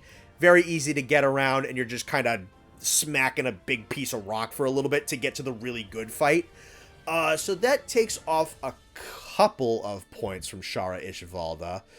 AT-Xeno's still the better fight, though base Shara, but I'm ranking him from my favorite versions, so AT-Xeno still beats him out a little bit. And Behemoth, I like him better than Behemoth. I think he's right around where Xeno'jiiva is, because AT-Xeno has the better fight. Shara has the better base fight from like the end of the actual story. They both have a really good aesthetic. Shara has better music and better gear. Xeno's just super weird and has an awesome concept as like a baby alien dragon type of thing. I like it. Scarred Yangaruga. Again, technically a 1st generation monster that got grandfathered in with a full official name and a couple of new moves and proper differentiation from the proper Yangaruga in Iceborne, and really kind of got officially recognized in this game. So, Scarred. I do like Yangaruga in Iceborne. I think it's probably my favorite version of the fight. It's a little less obnoxious, but still kind of keeps the raging barbarian homicidal maniac vibe that Yangaruga should have. And Scarred really just kind of bumps it up one teeny little extra level with admittedly a cool attack where he does his fanning fireball volley. He spits out his fireballs in a nice little arc. Which is cool. It's a good attack. That's kind of it. He doesn't have any of his own gear. He is the forest unlock for the Guiding Lands, which is kind of a teeny little bit of a bummer, as he's not too different from Yangaruga and doesn't have any of his own stuff, and like a lot of the other unlocks for the Guiding Lands were pretty cool monsters. Scarred Yangaruga gets a couple of points off just because he's a little bit of an anticlimax. Yeah, no, he's in the same vein of unlocks as Silver Rathalos, Gold Rathian, and Brute Tigrex, and he is not as cool as any of them. He's a Yangaruga with an eye missing who can do a fanning fireball thing, and you need to kill him if you want to max out some of Yangaruga's weapons. But I do like Yangaruga in the game. I think he's going to be in Solid, just because he's a bit of an anticlimax, predominantly. He's a better fight, but not a better aesthetic. About the same level of fights. I'm going to put him right there. Right there. Alright, let's get to Ruiner Nergigante. I feel kind of similar about Ruiner as I feel with Black Veil Vaal. Not bad by any means. Kind of a lot of more of the same. And kick down what I think is the superior monster out of Master Rank. Ruiner does get a really, really good cutscene where it kills Shara-Ishvalda, though that is, you know, partially due to us, and I don't know, Ruiner kind of gets just kind of looped in with Nerg a little bit. This kind of happens with stuff like Ruiner, stuff with like Primordial, where their lore and their ecology and their story kind of get all roped together. Ruiner being able to inflict bleed is neat. I kind of feel like that might be something that the regular one could just do by itself. The metal spikes are interesting. I forget what process allows him to develop them. I feel like if I knew what the answer to that was, I'd probably like them a little more. Otherwise, he just being able to grow metal spikes is... it's okay. It's a little extra. I don't know. Ruiner just didn't feel super duper necessary to me. The metal spikes were just kind of feel like they're there just to make it a variant. The bleed just kind of feels like it's there just to be a variant. It still looks almost exactly like the original Ruiner. It serves very much the same ecological purpose. Ruiner feels like a variant kinda just to be a variant. And I'm sure someone will be able to tell me what the exact process is that it gets its metal, but I don't know, unlike Scorned, unlike Primordial, even kind of unlike Black Veil Vaal, who him going up into the ancient forest and interacting with fungi seems really kind of baked into his ecology. He doesn't feel quite no, it kind of feels like, oh man, we kind of just need a new Nergigante. We're gonna put metal spikes on him. All right, we're good. So even though he's got a really, really good cutscene, I feel like we all kind of collectively kind of lump that in as like a Nergigante thing, not exclusively a Ruiner thing. I don't know. I feel like he definitely has a lot of the same issues that I have with Black Veil, but simultaneously, I feel like Black Veil also has better ecology, but I like Nergigante's fight better than I like Vaal Hazak's fight. So I think he at least gets bumped up into solid. He's a better variant than Scarred is. He's not as good as Seething is. Do I like him? Still, I feel like, I don't know, like Legiana's still got like really good design. I think I'm happy with right there. Ooh, Safi'jiiva. Alrighty. Safi'jiiva took an already really good concept in the Kulve Taroth siege and bumped it up even more, and baked it in with Rise's story. Now, I know not a lot of people love that Xeno'jiiva changes into Safi'jiiva because it kind of took a very interesting and very abstract kind of alien insectoid type of dragon and molded it into a very, very distinctly European dragon. My rationale, or perhaps my cope with that, is that I kind of see Xeno more as a baby Safi than I see Safi as a grown-up Xeno. You know what I mean? Like, Xeno'jiiva is kind of like, you know, you've seen like a newborn kitten, newborn puppy. You know, it's got its eyes closed. It's all like soft and not super duper well developed. It's a baby, you know. It's not toughened up. It doesn't have tough skin. It's super duper soft, and it's very awkward and clumsy and not very developed. And then, you know, it sheds a whole bunch of times. It develops its scales, and it molts wholly into its actual form. So I like Xeno'jiiva kind of as like a proto dragon. And that's kind of like my workaround to it. The day they introduced Safi'jiiva is another day that I think everyone will remember, when they introduced the Stygian Zenogre title update, and everyone's like, oh man, that's cool, Stygian's coming back. And then they, whatever event they, displayed Stygian at, there was a little teaser for like this dragon that looked like it was down in the underworld, and I was like, what the f is that? And then the Stygian event comes out, and then the characters pull you away to a whole other thing, and then this massive red dragon comes up out of the ground and terrifies you, and then you get to do the siege recon, where you get to see Sapphire the Emperor for the first time, and they knocked the introduction of this guy out of the park. The siege is a lot of good fun too. Unlike Kulve Taroth, the initial opening phase is a lot more interesting. It's a lot more of a regular fight. With that one, it's interesting because it's kind of a tug of war. Safi'jiiva doesn't move too much of his own, and you kind of have to stumble and stagger him around to actually try to get him to move, which is kind of interesting. And then once you get into the lower levels, it turns into a full-on fight. And, you know, you have the ire mechanic, and you have his overcharged mechanic where his stomach is glowing, and he's firing off Sapphire of the Emperor, and he's firing off big gouts of fire and condensed super lasers of blue plasma fire, and it's Dude, it's miraculous. Contestant for the greatest theme in Monster Hunter ever. That both the mount themes and the core themes and the ire themes. I think his dynamic music is phenomenal.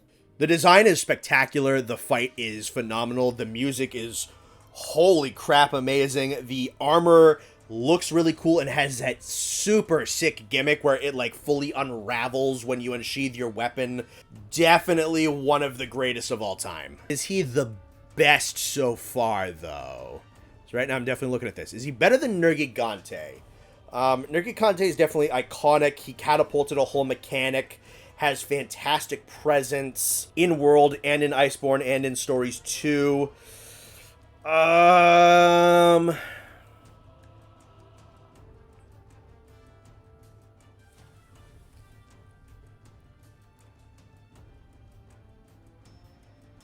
I go back to that theme music though. And the fact that he's he's an evolution of the final boss of Worlds. And it's like we missed one, and he's been cocooning himself over and over and over and over again until he emerges into his full-grown form. I might come back to this later, but I think I'm going to put Safi'jiiva at the top. Frostfang Barioth is kind of a weird one, because he comes out immediately after the Alatreon update, like 2 weeks after. And he's just super weird. Like this relatively high-end, kind of tough monster just shows up right after Alatreon and a couple months before Fatalis. He just kind of shows up. Had a cool event quest that dropped some neat weapons. Yeah, and he's the last original monster from Iceborne. It was the last original monster from World. And for a while, we all thought he was Frozen Barioth from Explore, which was a just kind of a file misinterpretation from a leak. So we thought we were getting an Explore monster. It turned out to be Frostfang. Frostfang looks good. He's all frozen over, has more developed fur. He's got some cool moves, some cool attacks. Decent enough challenge. Barioth already in Iceborne was really good. It's probably the best Barioth has ever been. Just because of how acrobatic he is and how tough he is and how strong he is. Like, he feels, like, nice and chunky and fun to fight. And Frostfang Barioth just kind of accentuates that. He is definitely a far and away superior ice variation over Shrieking Legiana. Unlike Shrieking, he's an actually well put together fight. Is he an excellent addition? I don't know. Is he better? Vaal is definitely more memorable. I'd say he's somewhere in and around. I'm going to put him, like, right there. Right with Seething. I think he and Seething I have very, very similar opinions on. So, finally, we get to move into Rise. Alrighty. So, Great Izuchi. Great Izuchi is alright. Even amongst the other dog wyverns in the runner wyvern category, he's not the best. I think he's probably my third favorite of his brothers. I think Macau and Jaggi are better than he is. Honestly, I think Great Jaggi is a better pack controller than Great Izuchi is. And Great Izuchi was marketed on fighting in sync with his pack. And he really only does that for like a couple of attacks. The lesser Izuchi he has with him are pretty ineffectual and pretty easy to just beat up and get rid of. So he's kind of all down to design and his attacks. For a monster of his level, his move pool is pretty decent. I like how he utilizes his tail, and he has a couple of other attacks on top of that. I like his very mammalian-inspired design. He's easily the most mammalian of the raptors, which gives him some nice differentiation. Color scheme is pretty good. The orange with like the blue accents is not bad. I like Great Izuchi. He is far and away not the best of the boss monsters. I think he's gonna be in. He's aight. I think I'm gonna put him a little bit over Great Girros. All right. How about Aknasom? I would be much the same as I would be very much alright if Pukei-pukei was the permanent replacement of Gypsaros. I would be fine if Aknasom was the permanent replacement for Yankut-ku. They fill very similar roles. They are introductory level bird wyverns, the bird category instead of the raptor category. He has fiery projectiles that he shoots in arcs rather than straight shots. He is much more elegant, much more controlled, and much more of kind of like a dancer than Yankut-ku. Honestly, I think the two of them could exist in the same game, but if I had to pick the choice, I'd take Aknosom. Even as iconic as Yankut-ku is to early game Monster Hunter in general, I think Aknosom does a lot of what Kut-ku does it better, and then also has its own personality. Like, it came in, showed up the other guy, and then did its own thing to stand out. And that gives Aknosom quite a bit, because honestly, I think Yankut-ku's a half-decent monster. Nothing fantastic, but he's fine. Aknosom.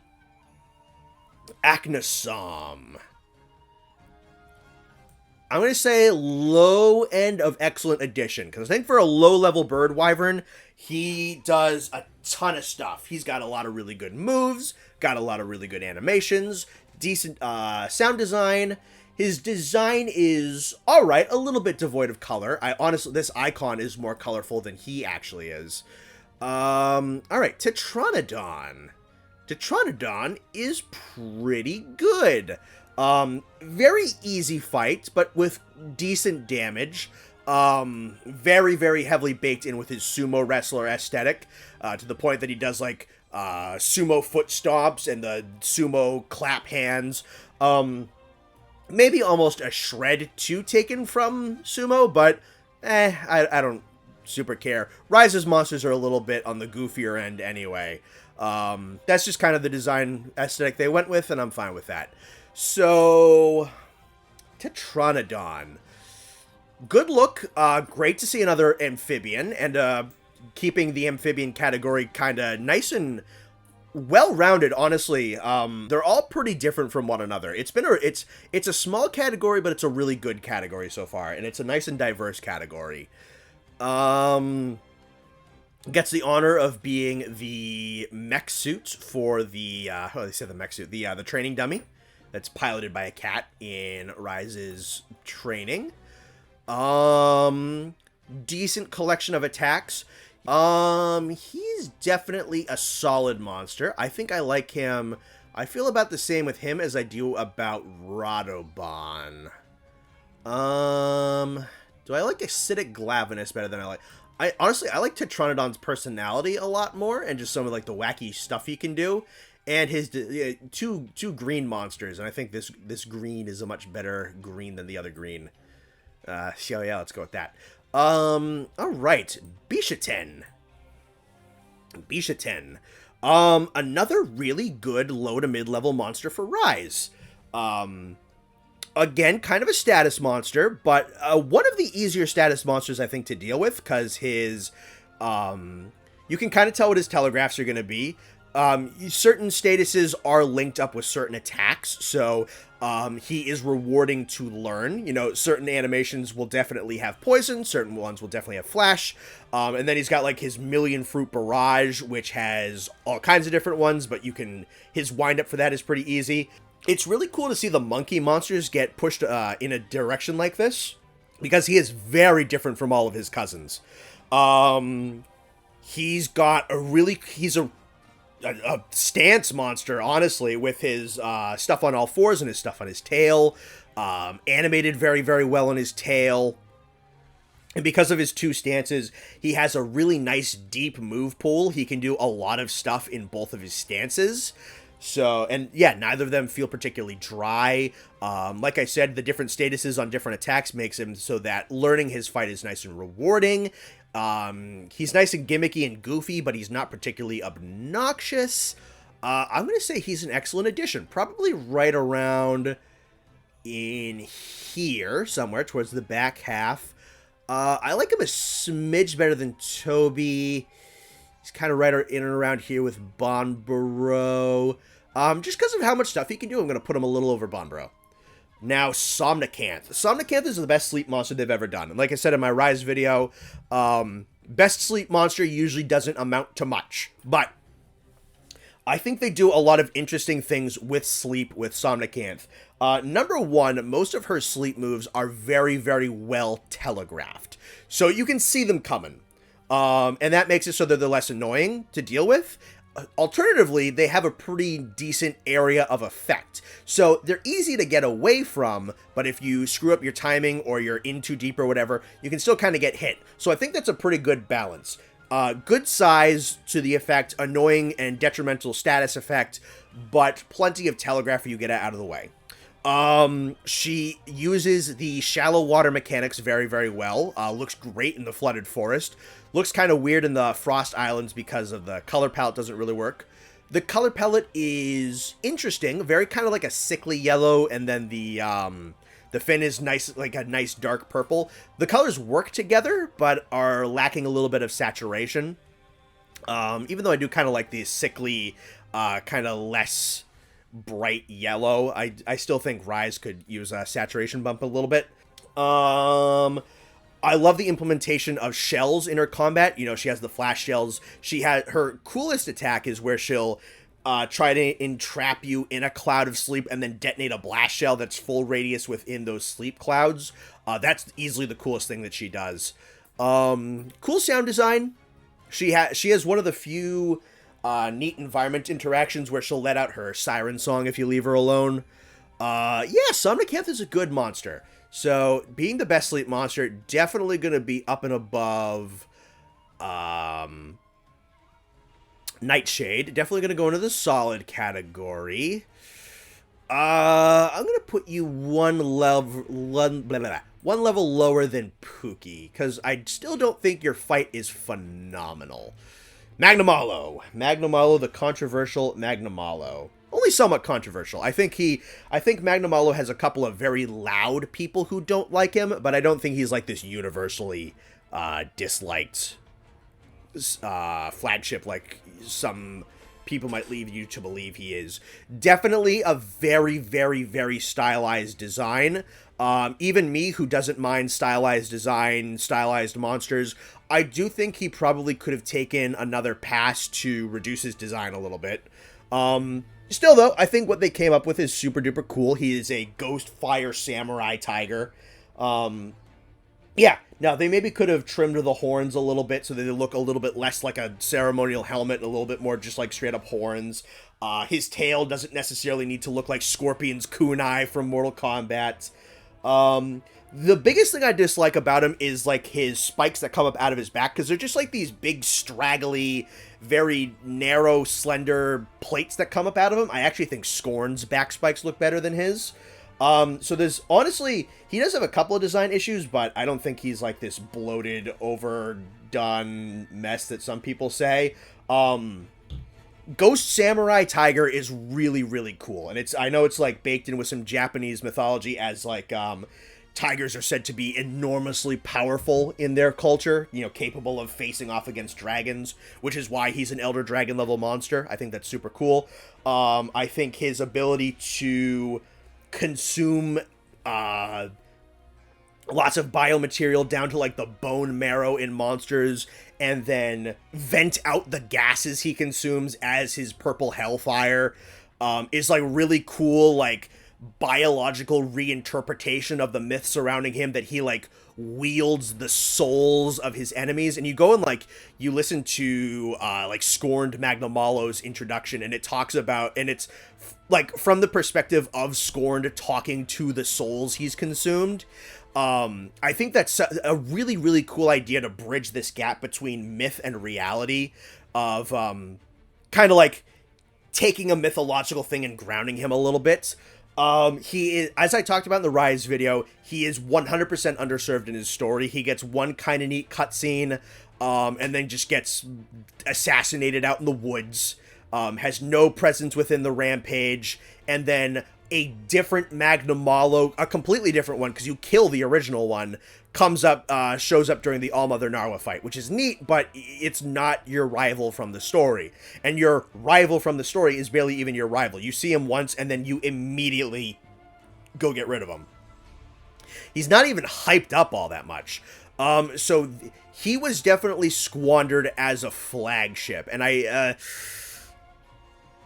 I still think that COVID definitely. I blame COVID more than I blame Magnamalo for that. I think that the production cycle of Rise was hurt quite a bit by the pandemic, and I think Magnamalo was absolutely a big victim of that. He's definitely gonna go in excellent additions because very good fight actually. I haven't really talked about his fight. In terms of like base Rise, it's definitely one of the best fights that game has to offer. From some of the moves he's borrowed, which you can also kind of like tie into the fact that he steals souls. He has the memories of other monsters and stuff like that.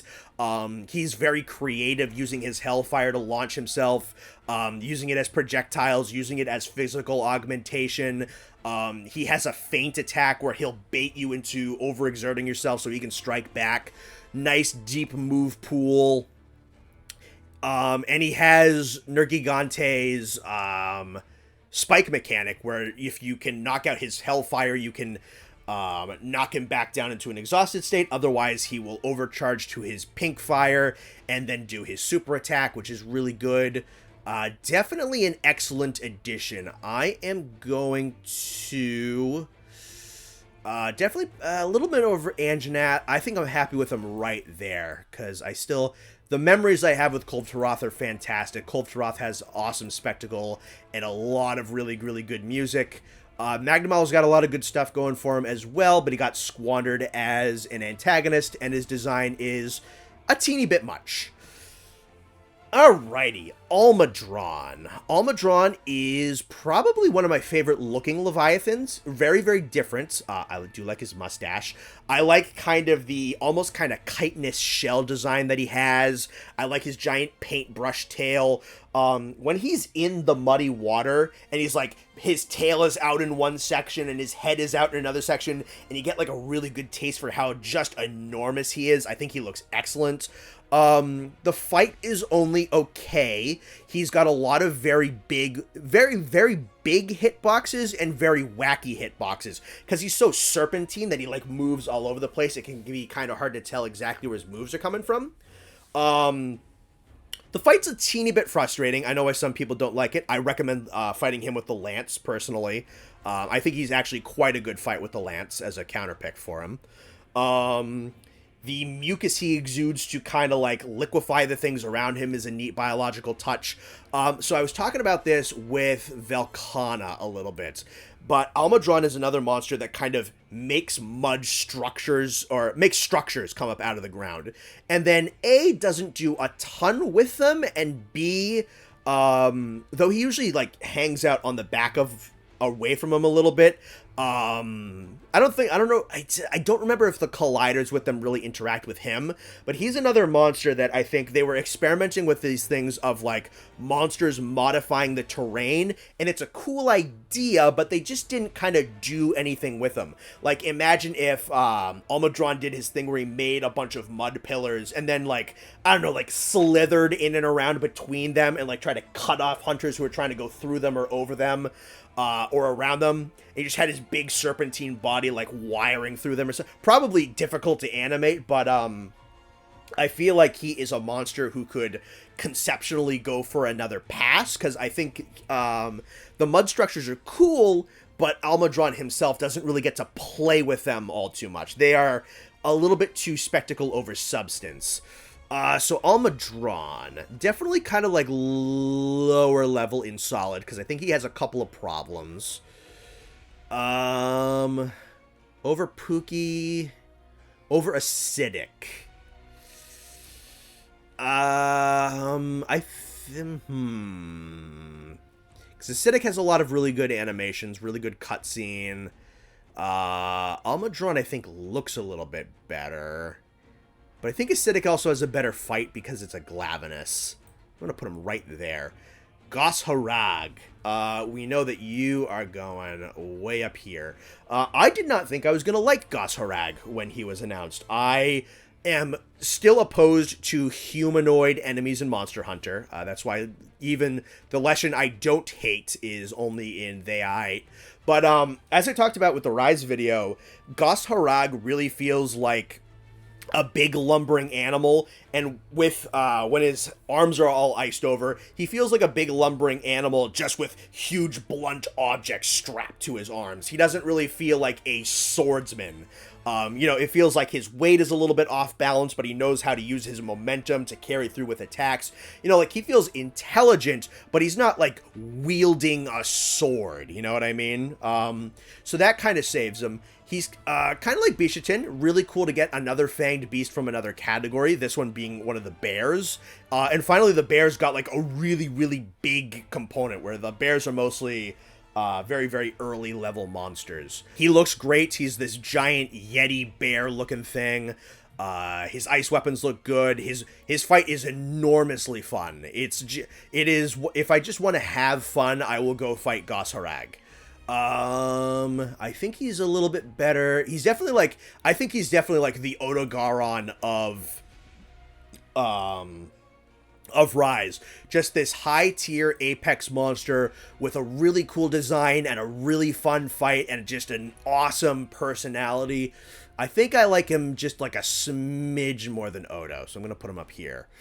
Rakna's another really, really good one. Rakna-kadaki's got a solid fight.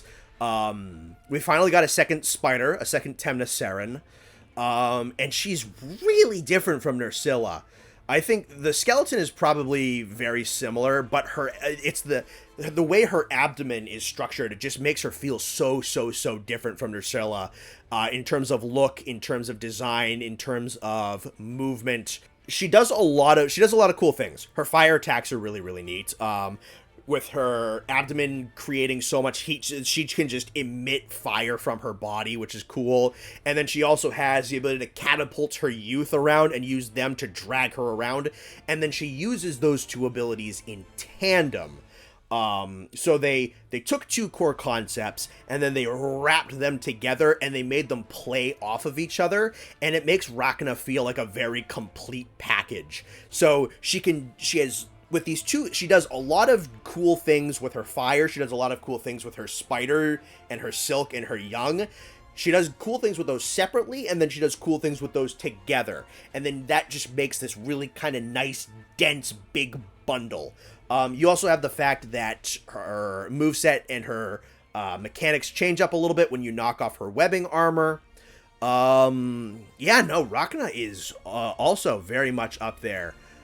I think I'm going to put her just one step down from Velkhana. One step over Kuru-pukei. This roster is really good, honestly. Okay, so now we're at one of the two universal variation groups, with that being the Rampage Apexes. And the Rampage Apexes have a lot operating against them. They were built to be the bosses for the Rampage, but only one of them is actually in a story Rampage. Most of these guys are in post-launch content. They are based on the Deviants, and the Deviants are more interesting in terms of design and mechanics. They should have a little bit more narrative weight than the Deviants, but again, only Apex Arzuros appears in the actual story.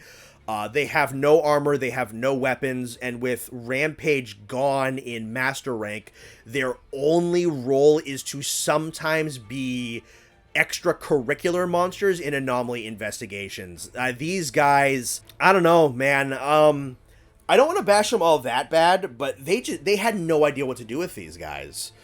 And even their theme music, which is fantastic, only appears at the end of the Rampage.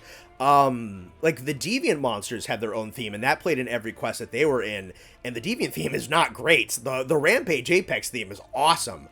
And that really should have carried over. That should have been their universal music. So where do we place them? Apex, again, I don't hate Apex Arzuros because I don't hate Red Helm. This is just Soul... actually, this is worse than Soul Seer. This is Dread Queen, Dread King. This is not Bloodbath. This... we'll talk about you in a little bit. I think these guys are going to fill out like these ones a little bit. Apex Arzuros.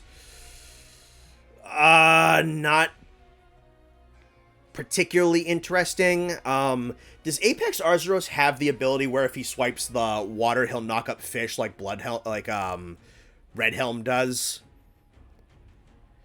He does get some points because he's the only Apex from the story, and it is a legitimately cool thing when an Arzuros walks in and destroys the gate. I like him better than Pau. Sure, his color palette's okay. Do I like him better than Girros? I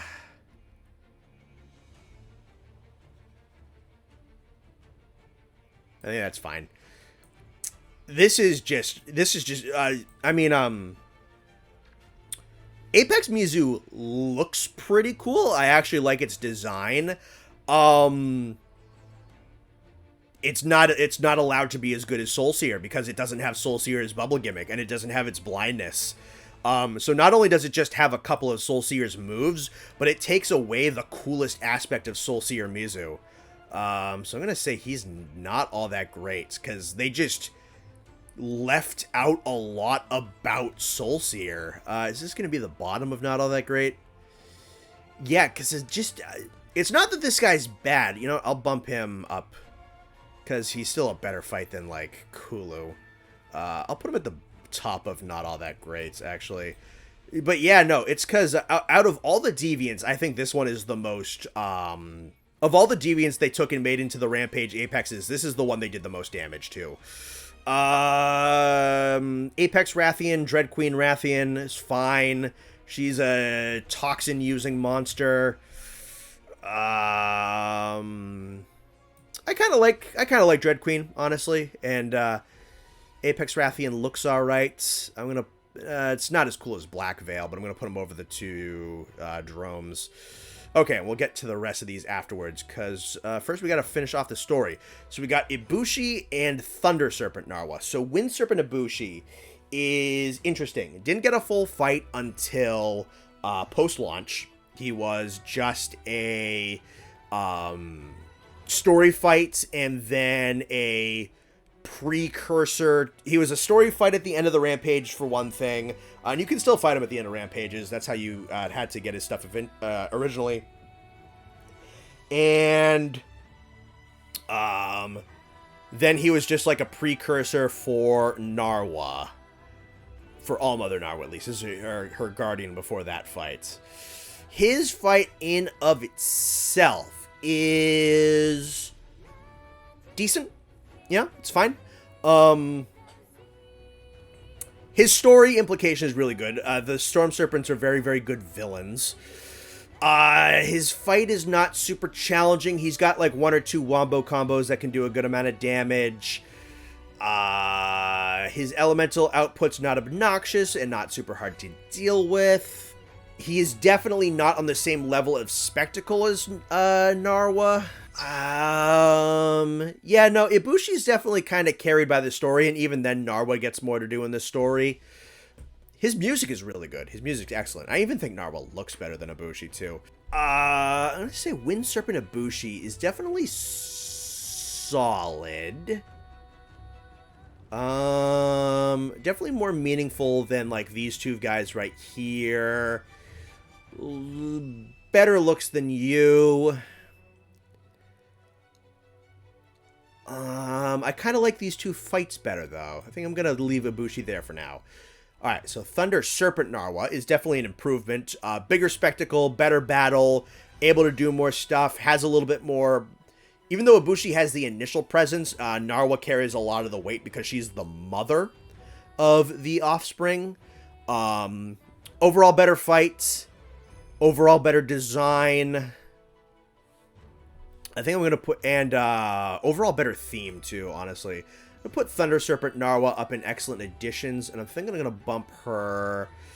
how does she compare to these two? Honestly, I feel kind of very similar. Good fight, good music. Although I'd say the armor set is easily the worst of these. Yeah, a lot of these final bosses I feel kind of the same about. Although this isn't like the final boss just yet. She's the... She also does get kind of overshadowed by her variant quite a bit.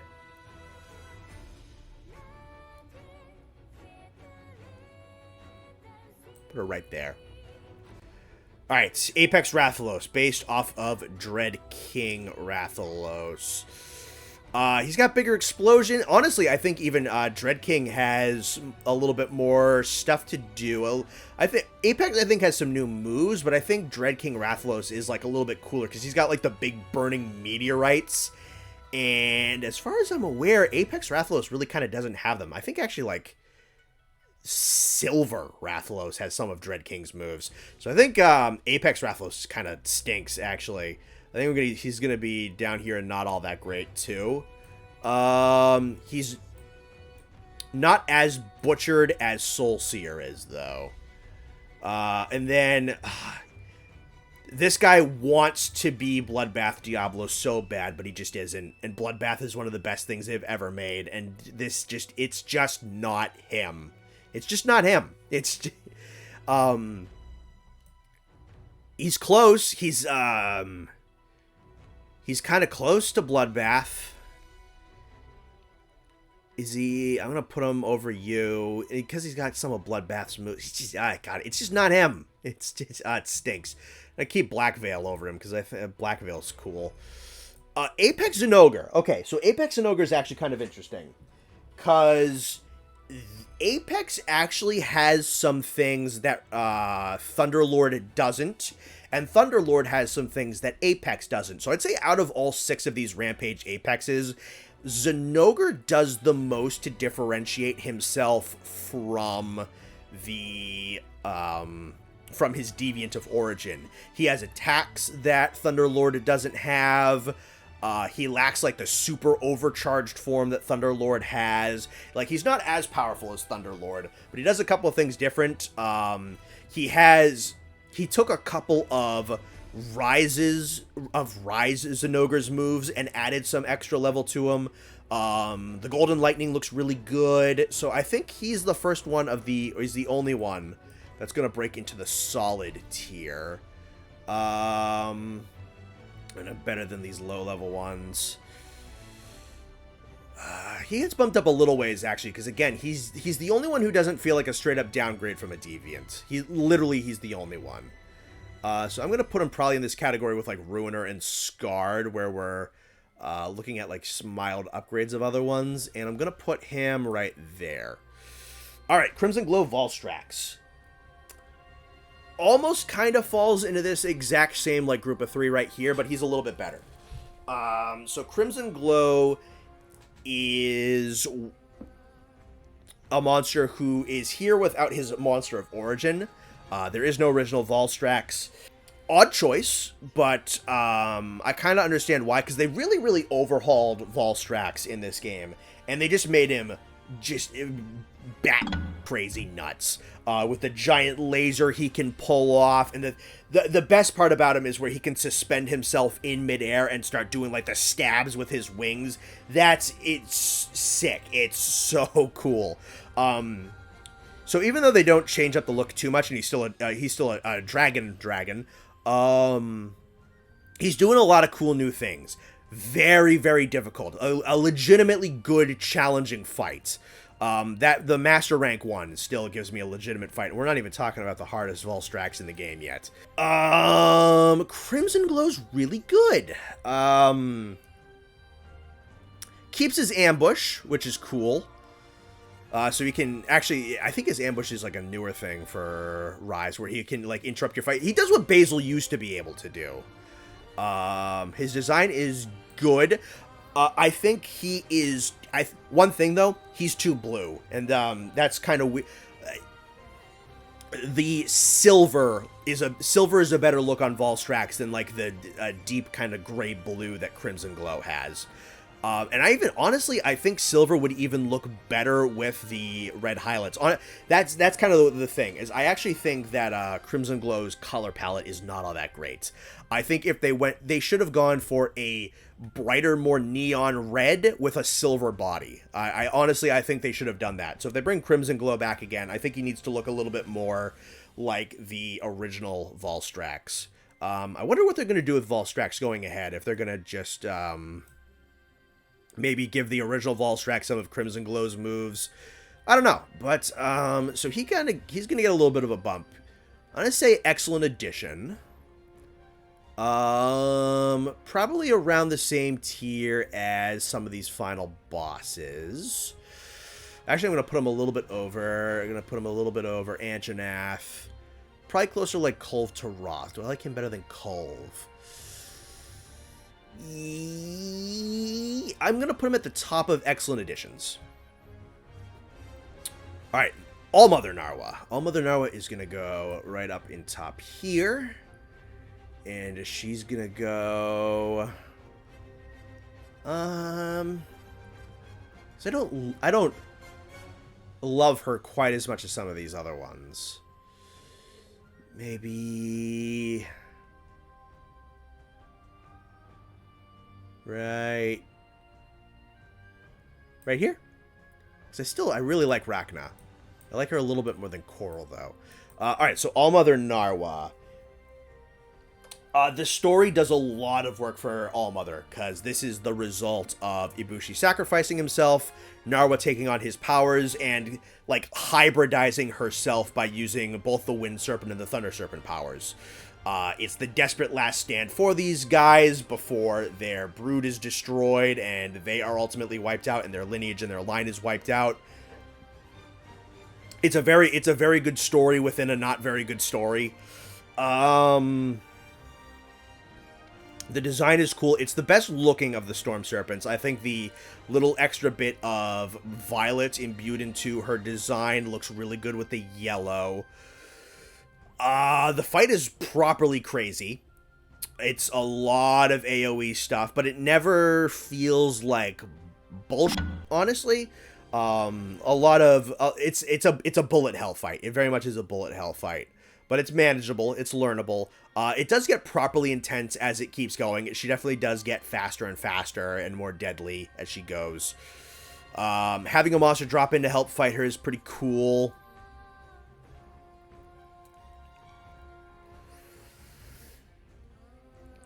Yeah, I would say, I think, out of what we're dealing with, like, I think she's definitely better than Shara. She's better than Xeno. I think Rise had better final bosses than World did. Yeah, All-Mother's really, really good. A lot of really cool attacks, nice big move pool, good some of the best music ever made for Monster Hunter. But I think some of these fights have like a little bit more personality, a little bit more interest, and intrigue in them. A lot of her work is story. She doesn't have the best design ever, though it is good. It doesn't have the best fight ever, though it is good. Story and music do a lot of work for her, and then her fight and design are pretty darn solid. So she gets a lot of bumps from what's going on around her. Blood Orange Bishitin. We're getting another guy kind of on the lower end of things. As I talked about with the Rise video, Blood Orange took a lot away from the original Bishitin. Because you go from a trickster with a whole bunch of different status effects who can pull out multiple different options and you don't really know what he's going to do, and you reduce him to just a fire monster. You know, he has a couple of new animations and some really good looking new animations and attacks. It's all fire, though. There's less prep work, there's less reward, less interest. He does look better than the original Bishitin, though. I will say that. I'm going to put him at the top of not all that great. Garen Golm's a really good one. Garen Golm is pretty excellent. Good move pool. I like that he's another combo element monster. The way in which he has his combo elements isn't as interesting as Namiel, but the way he has multiple elements isn't as interesting as Namiel, but the way he combines them together is very interesting, where he'll use his fire fist to propel himself up into the air, slam down with the water fist for a nice big area of effect. He'll combine his water and his fire to create like a nice big steam explosion. A lot of cool stuff like that. He has some cool ecological stuff with the sap that comes from his body being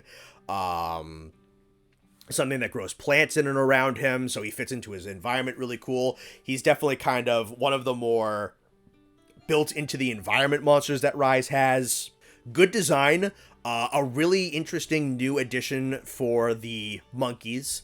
So we got two new monkeys, Bishitin and Garen Golm. This one being, like, almost completely devoid of fur and being mostly shell. Probably the most wyvern-like of the... Probably, like, the whole fanged beast category. He's borderline, like, not even mammalian at all. Kind of like an armadillo or something. You're technically a mammal, but more covered in, like, shells and scales than fur and flesh and pelts.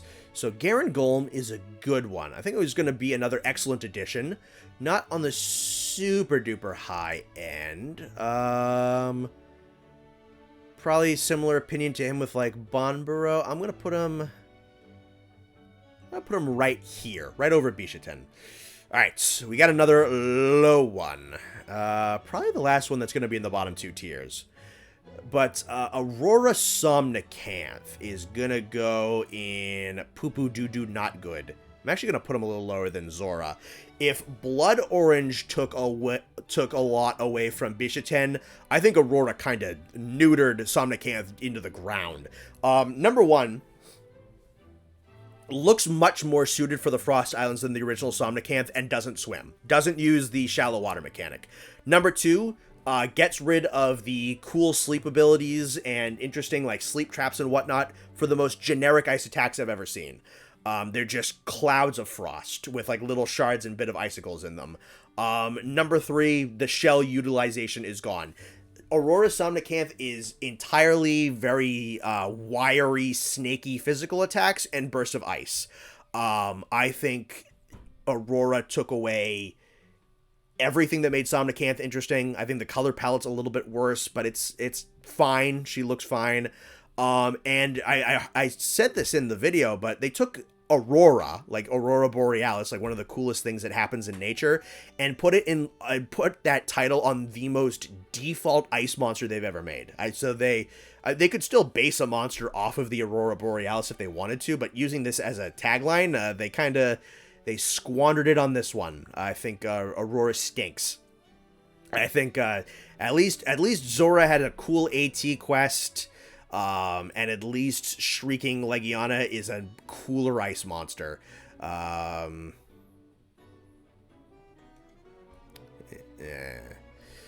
Alright, Espinas. A bring over from Monster Hunter Frontier. Something that not a single human being expected to happen. This floored all of us. That we were going to get a Frontier monster. You know, we were, minus fan servers, we thought Frontier was defunct, was dead, it was never going to happen. They barely acknowledged it, and then, you know, lo and behold, we get Espinas, we get his subspecies, we get Frontier skills, we get Frontier layered armors, and we have Frontiered people working on Sunbreak. So Espinas comes in with a bang and makes a really, really good first impression. Unlike a lot of other status monsters, Espinas's statuses are scary kind of in the moment, but they don't kind of overstay their welcome, really. His paralysis is kind of scary because he will very, very quickly follow up with another attack. His poison and fire aren't very long-lasting, though. So you can take a lot of damage in a singular hit, or from a single combo, rather. But for just the way that they do the timing, with how fast he will act out of a paralysis and how long the poison lasts, he's a very status-oriented monster that uses status in a way that's way less annoying than a lot of his contemporaries. The design is excellent. The overhaul of his model is exceptionally well done. The color correction is excellent. The spikes look much better implemented into his body. Looks great in the jungle. Looks really good in the Citadel, too. Fits in very, very well. Feels like he matches into a mainline Monster Hunter very well. And from his fight changes and his design changes, I think he is a flag bearer of probably a lot of really good things to come with a lot of Frontier monsters. And is he a new greatest of all time? Is he that good? Is he better than Is he better than Crimson Glow Volstrax? Because that's our gatekeeper to Excellent Edition. Maybe not him specifically, but we'll be getting to one that's definitely up in top here. Is he better than Fulgur Anjanath?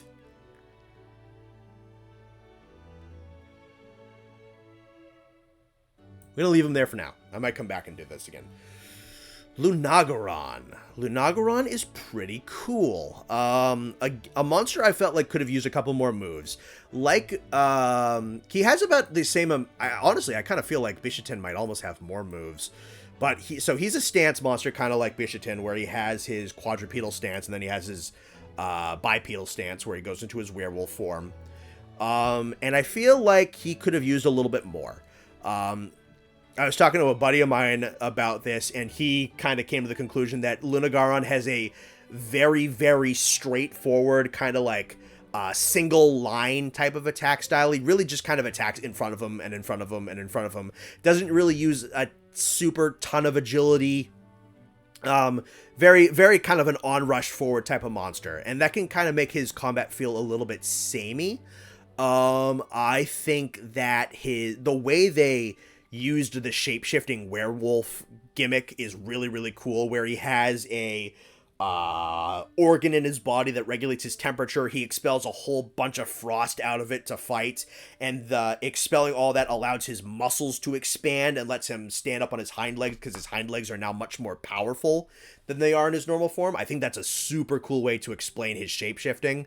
The ice armor looks good. I think I said arse armor. His ice armor looks really good. All of the ice armor monsters look really... They've done this 3 times now, and they're all good monsters. But I hope Lunagoron comes back and gets a little bit more, because I feel like... Yeah, it's just attack straightforward, and attack straightforward, and attack straightforward, and attack straightforward, and attack straightforward. And there's some cool moves in there, but they kind of blend together. And Lunagoron could just use a little bit of a tune-up. So he's definitely going to be... I'm going to put him right... Actually, I'm going to put Ebony Odogaron a little... He's going to be right here with Garangolm. A little bit better than... Actually, I think Garangolm's a little bit better than Lunagoron. I think, good as Lunagoron is, I do think he's the weakest of the 3 lords. Magma Almudron. Alright, so a lot of the subspecies in Sunbreak are... downgrades. 2 of them are downgrades. One of them's a 2 of them are downgrades. One's a minor upgrade, and one's a bigger upgrade.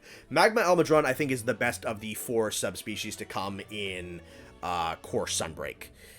And they do enough with Magma Almudron that they also differentiate him from Agnaktor. Instead of burrowing into caverns a whole lot and firing off laser beams, he's got his lava manipulation with his tail. They take the ability of Almudron to liquefy mud and dirt and manipulate that, and they do the same but with lava, and he creates lava structures. And the lava structures are kind of cool because they're like bombs on timers, so he has a lot more zone control. I think he looks a little bit better than the regular Almudron. I think the lighting effects he has on him look really good. I think his color palette looks really good. His armor and weapon color palettes look really, really good. He's got like some of my favorite dual blades ever made. Very interestingly, he is smaller than Almudron, and subspecies usually go bigger. It's very strange, very odd, very weird, but just for like it being different, I kind of like it. Honestly, I think he's a little bit better than the core Almudron. Is he good enough to be an excellent addition, though? Do I like him better than Aknosome? Do I like him better than Vaal hazak? Do I like him better than... Well, I definitely like him better than these 2. He's a better fight than Vaal hazak. Do I like him better than these 3 lords? I'd say maybe about the same. Bishaten's got a little bit more personality. He's got like a little bit more gimmicks and like cool stuff about him. Banbaro. I think I'm happy with right there for now. Again, towards the end of this, I think I'm going to go back around this and rearrange some stuff. Alright, Pukei-pukei. Pukei-pukei is a slight upgrade from the Rakna-kadaki. I feel like this could have been a variant rather than a subspecies. She does have Blast over... But she also still has Fire. The design really does a lot of carrying. The fact that she has, like, the demon horns, that she has the charred black molten webbing on her body, that she can, like, escalate her neck a whole lot more and then whip her head around 180 degrees. She looks like this she's a big towering demon spider. She combos her elements with her youth a little bit more and does some different stuff with it. She offers like bomb commands off to the to her little pyre spiders and sends like detonations going like she sends like little TNT detonations sparking down her silk to go blow up. Very cool. I like Pukei-pukei, but definitely feels like like it would have been a half decent variant over a subspecies. Definitely I almost kind of feel the same because she does a lot of things differently, but her design is so good. So I think I'm actually gonna like pair just like a notch up or a notch down. I did say she's kind of an improvement, but Rakna-kadaki, I think Rakna-kadaki just blends her abilities just a little bit more interestingly, so I'm going to keep her a step up. I think Pyre has a phenomenal design, and I really like Pyre. Alright, you're going way up here. Do I like you better than Namiel? Alright, let's talk about you a little bit. Malzeno. Malzeno is one of the new greatest monsters of all time, easily. The story is excellent, the design is phenomenal, the music is godly, the gear looks great. Also borrows gimmicks from Nergigante with the blood patterns on its body. The little kind of like neck piece of curio that it has on its chest and on its arms are really cool, that it has like these little colonies of the curio parasites growing on its body. The only thing about like the base Malzeno, I think maybe Base Malzeno's a really, really fun fight. I feel like they balanced Malzeno really, really well for the wire bugs and whatnot. It's just like a very properly fast-paced fight. Not super difficult. It does hit pretty hard, though. Has a nice, really good move pool. The one thing is I almost feel like the regular Malzeno probably could have standed to benefit from using blood attacks more often. I feel like it honestly just didn't use a ton of them. Story is phenomenal. Do I like it better than... I think Namiel might have the better... Namiel just does so many things so ungodly well, better than any monster has ever done, that it might bump Malzeno down a little bit. Here's the question. Nergigante or Malzeno?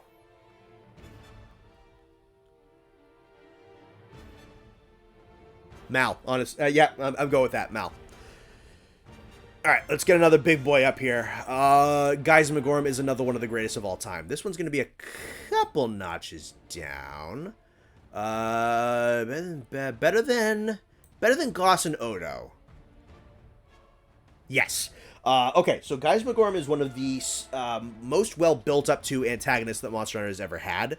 Has an exceptional presence in the background of, the Malzeno has this curio power, Malzeno dies, the swarm starts to go around the world, we don't really know what's happening, and then ecosystems start getting wiped out, things start dying, and then the curios go to this old withered fortress beneath the surface of the earth, and it collapses, and then a demon comes crawling up from the underworld. It's some of the best build up, it's some of the best music, it's one of the greatest cutscenes. Geismagorm has a lot of dramatic and narrative weight with the characters in Sunbreak. The theme is excellent. The fight is really, really good. It gets better as it goes, though it could be more difficult. He doesn't have a lot of combo attacks, so it's very easy to wire fall and just get away and heal. Like, his damage is good, but his follow-ups aren't great. He definitely feels like he's a tad under-tuned for Sunbreak's combat a little bit. Only a little. I think I've only really fainted to him once, and I think I've beaten him over a dozen times. So his only problem is that he's undertuned a little bit. He really should have gotten a hazard fight, I think. The hazard Amatsu was cool. I think Geismagorm should have gotten a hazard. And I don't know if they're ever going to bring him back, which is unfortunate. Maybe, because they're starting to bring the Black Dragons back. And they brought Lao back in Generations Ultimate. but they're not particularly good about bringing their gigantic monsters back, like Gog and Dolometer. A lot of these final bosses have not found their way back yet. Though then again, we just got out of the 5th generation, and the 4th wasn't that long ago. So I feel like Capcom knows that these final bosses are getting a little bit better. We might see Guys Magorm again. I don't think it's going to be for a while. Maybe a title update somewhere down the road. But I think he deserves to come back, and I think his story presence is excellent. Fight's excellent. Dereliction was a meta-defining skill for a very long time on his armor. His weapons are awesome. His armor design is, I don't adore, but I think it's okay. But, yeah, Guys Magorm, definitely one of the greatest of all time. Alright, Scorned. Scorned Magnamalo. Honestly, kind of feels a little bit easier than the regular Magnamalo, and I don't really know why that is. Maybe because he's just kind of so focused on his explosions that when you can kind of see through his explosions, and get around them, turns out his attack structure is not quite as complex as Magnamalo's is. His design is a little bit better, mostly because they cleaned up his back. His intro cutscene's phenomenal. I think giving him the red accents and the permanent pink fire is a really cool idea. One thing I kind of wish they did with him is when he goes into his second form, if his red fire became his permanent fire. I think that could be kind of cool. And he only has 2 attacks with his red fire. So it's it feels like a slightly underbaked concept with his second phase. Like he has it, but it doesn't really add too much to him. He had interesting story potential because it is alluded to that his urgent quest is the Magnamalo from 50 years ago that wrecked Kimura. And there's like a piece of dialogue about it, but that's all he really gets, and that should have some good drama to it. But once again, Magnamalo can't catch a break in terms of narrative. Let's see. So Scorned, how does he compare to these? Do I like him better than this triplet of final bosses? You know, I think I'm just going to put him right under Behemoth, because Behemoth has the bonus of being one of the most satisfying victories that I've ever had. Risen Chameleos. Risen Chameleos does a lot of good for Chameleos. Also, we're at the second universal variant, that being the Risen Elder Dragons. And the Risen Elder Dragons are far superior than the Rampage Apexes, because they're not derivative of previous variations, and they have their own armor sets, and some really good armor sets, too. Also, their design overhaul is better. So, Risen Chameleos. Chameleos got some really good upgrades just in general in Rise. I found him to be, in the old games, a really, really cool monster with a pretty mid fight. Rise made Chameleos a good fight, and Risen Chameleos made Chameleos an excellent fight. Gets 2 new super attacks. Gets his Toxin does a lot of damage. Very nice high damage monster. Looks great with his burning ability. Not too annoying. New greatest of all time, though. I think he's going to be way up here, honestly. Is he going to be better than Crimson Glow? Maybe like one thing back? I'm fine with that. Alright, you are going way up in here. I think I'm going to bump you over. Do I like you better than Goss and Odo? Yeah, actually, I'm going to put Flaming Espinas right here. So, Flaming Espinas. Modeled after the Espinas subspecies, or the orange Espinas from Frontier. A Frontier subspecies finding its way into mainline Monster Hunter. So, Flaming Espinas' original form hails from an era where subspecies were not particularly different from their original form. You might luck out and get a new attack, maybe a new environment, maybe a different element, maybe a different, and like an interesting different color. Subspecies were not all that great back then. And so they took Flaming Espinas, which fundamentally isn't super duper different in terms of core stuff, and they just made a bunch of very small tweaks that made him pound for pound physically one of the best fights in Sunbreak. So they took a lot of what Espinas did and altered up some of the properties, altered up some of the combo paths, altered up some of the physical attacks, altered up his elemental breath, so it's fire, poison, and defense down, and that defense down makes him terrifying. Yeah, no, they really overhauled Espinas and gave Flaming a good identity in terms of being a combatant, a really cool identity in terms of the new super that they gave him. I don't remember if his super existed in Frontier. Someone will have to cue me in on that. But, yeah, the thing where he, like, spreads his wing open and does his, like, big staggery, like, chicken walk thing where he, walks around with a big fireball in his mouth is simultaneously incredibly intimidating and super funny at the same time. And it's almost a guaranteed one-shot. Like, that move hits really hard. Yeah, no. One of the best single fights that they've ever done. I think Flaming Espinas is awesome. Alright, Violet Mizu. So, Violet Mizu is a good monster despite the things that are working against it. At this point, Sunbreak had too many fire monsters in the title updates, and this, honestly, this should have been Thunder. As much as I do like Violet, this should have been Thunder Bubble. Thunder Bubble Mizu being from Explore. But Violet's really good. And Violet is a rare species and continues to cement that rare species are some of the it's the best monster variety category, with Lucent and with Molten and with Abyssal and how the Metal Wraths have been amplified, and now you have Violet. There's no bad monster in the rare species category. They're easily the best one out of all of them. They're better, like, just kind of like as like a batting average. They're better than the variants. They're better than the deviants. They're better than the frenzy apexes. They're better than the rampage apexes. I think they're even better than the risen elders, because the risen elders are a universal variation, and that can only get them so good. And they're better than subspecies too. So Violet Mizu, good color palette. I kind of like the ghost flame kind of look for this one, with the very pale body. Like this icon is beautiful. I actually wish it was a little bit more like this, actually, where it's very, very pale whites on the body, and then just kind of like this deep, dark, violety indigo blue on the extremities of the body. The core Mizu has a very pale body with like a little bit of like a light violet blended in. And the Ghostfire looks good, but I think this artwork actually looks like a little bit of a better color palette than the actual Violet Mizu.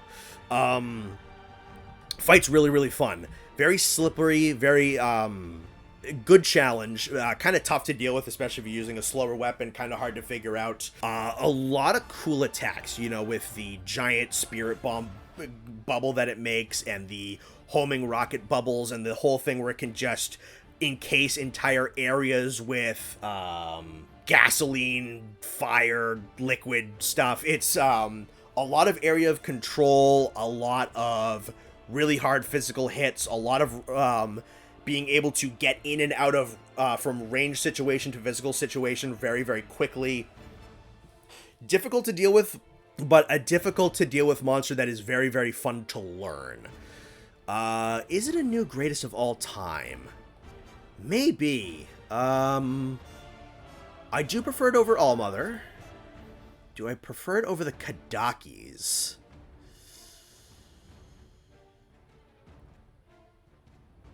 I think I'm happy with it right there. Alright, a couple more Risens we gotta bang out, and these should be kind of easy. Kushala and Rise is legitimately good, so Risen Kushala is legitimately good. I think I'm gonna put you probably under Risen. The only real downside to Risen Kushala is it's probably the one, even though it's really good, it's probably the one I remember the least about distinctly. I know it has like its golden typhoons, which are really good. It has more wind attacks, and its wind attacks aren't actual crap in this game like they are in World and Iceborne.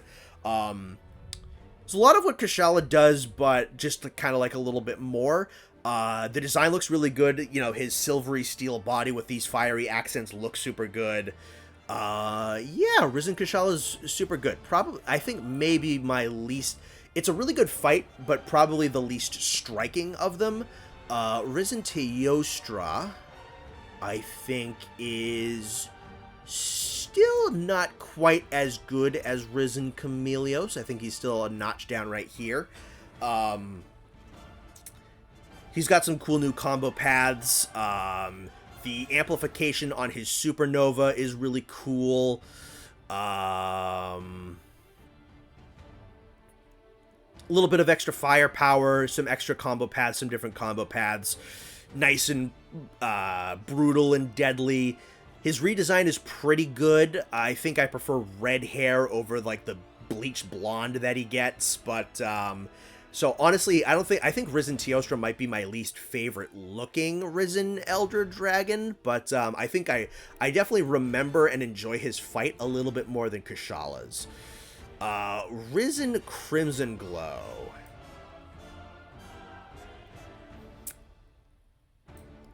Feel very similar to the original Crimson Glow.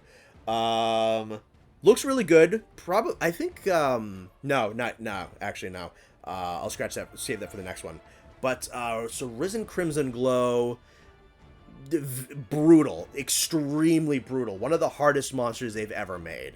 A lot of just super dangerous physical attacks, tons and tons of damage per hit. Just the ability to melt health bars. And out of everything, famously, the ability when it's doing its ambush attack to rain down dragon missiles from the sky to barrage an area and then follow it up with its ambush strike is a legitimately inspired, brilliant, and horrifying choice that they made for him. That I kind of hope just Volstrax just can kind of do. Like, he can just go up into the in the atmosphere and strafe an entire area with dragon missiles. That's so fun. Risen Shigaru Magala, again, very much like Risen Crimson Glow, is brutal. Just a super difficult, terrifying encounter. Really, really fun. A lot of fun to learn. I like fighting him with Charge Blade a lot because due to the fact that he has a lot of follow-ups and a lot of like after explosions, it is a fight that I really like to learn not to overexert on and like memorize which attacks I need to avoid and which attacks I can counterattack and stuff like that. He's a very fun monster to like take a weapon and try to really, really learn that weapon because he wants to mess around with your knowledge of stuff like Wirefall and stuff like counterattacks and stuff like that. He really like plays against a lot of the tools that you have in Rise and Sunbreak that make that game so easy. And he really tries to beat the bad habits out of you, and I kind of appreciate that about him.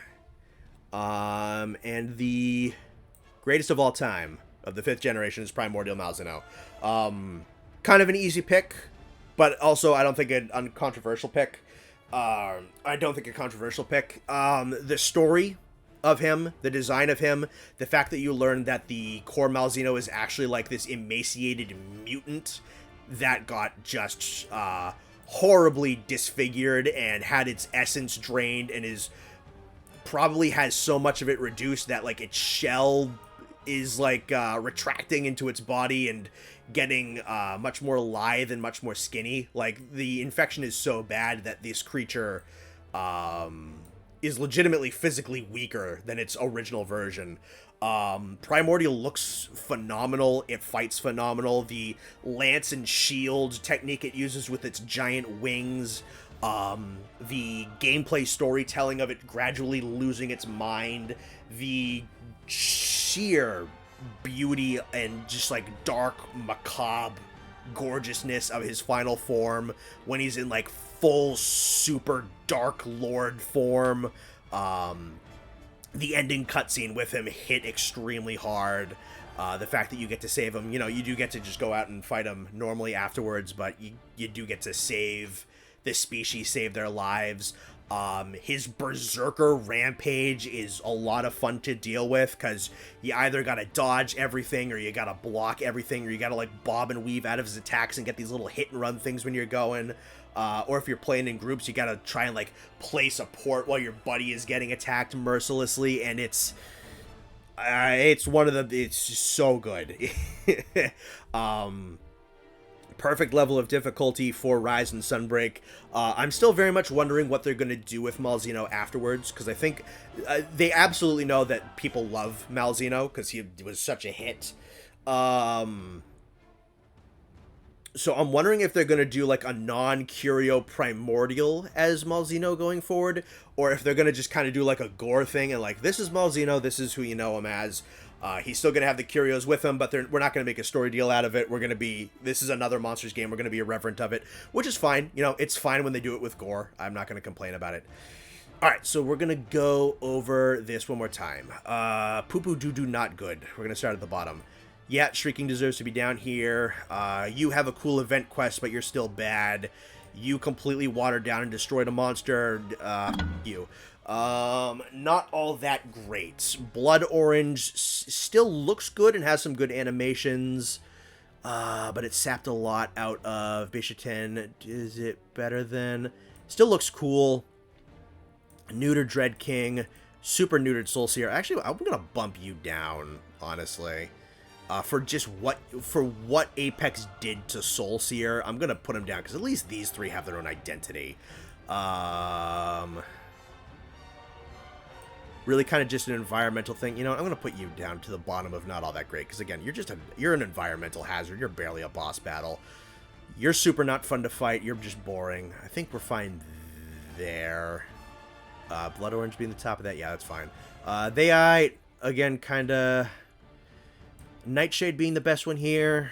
That's fine. A little bit more interesting. Black Veil is just not as interesting aesthetically. Vaal hazak with a cool ecology.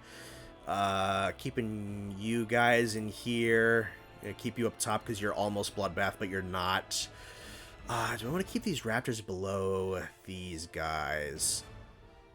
Yeah, you're fine there. You're fine there. Pao, you might be a little low. I think I'm gonna bump you. Better than Girros? Yeah, better than Izuchi. I think I'm gonna bump you to right here. I'm gonna put you right there. You being the lowest solid, that's fine. I think you're still better than Theite. Fine there. Pukei over Somnicanth, that's fine. Acidic over Almadron, that's fine. Tetranodon, yeah, because personality, I think, trumps that, and design's a little bit better. Radobaan's good right there. Jyuratodus over Radobaan, I think that's fine. And then we got, like, Scarred, and then Apex, and Ruiner. Honestly, I'm going to bump Apex up, because I think, again, this just feels like we need a variant just so that we have a variant. This one actually does some stuff that's different from Thunderlord, and actually felt like it tried, whereas a lot of the other Rampage Apexes didn't. You're a conceptually really cool monster with some excellent design and some good alterations on a flying wyvern on a cool map. Have a really good introduction. You're definitely better than these guys. Are you better than Wind Serpent Ibushi? I think you have really good story and really good music. You also have a really good design. Fine with that. Am I better with these guys being... these guys over you? That's fine. I like seething a little bit more. Alright, so how about you, Vaal? You might be a little low, honestly. I like Vaal better than Aknosom. I wish his fight was better. Yes, though. I like Vaal better than Tobi. Yes, I do like him a little bit better. I like him better than Banbaro. Do I like him better than Magma Almadron? Magma Almadron's actually like a fun fight, though.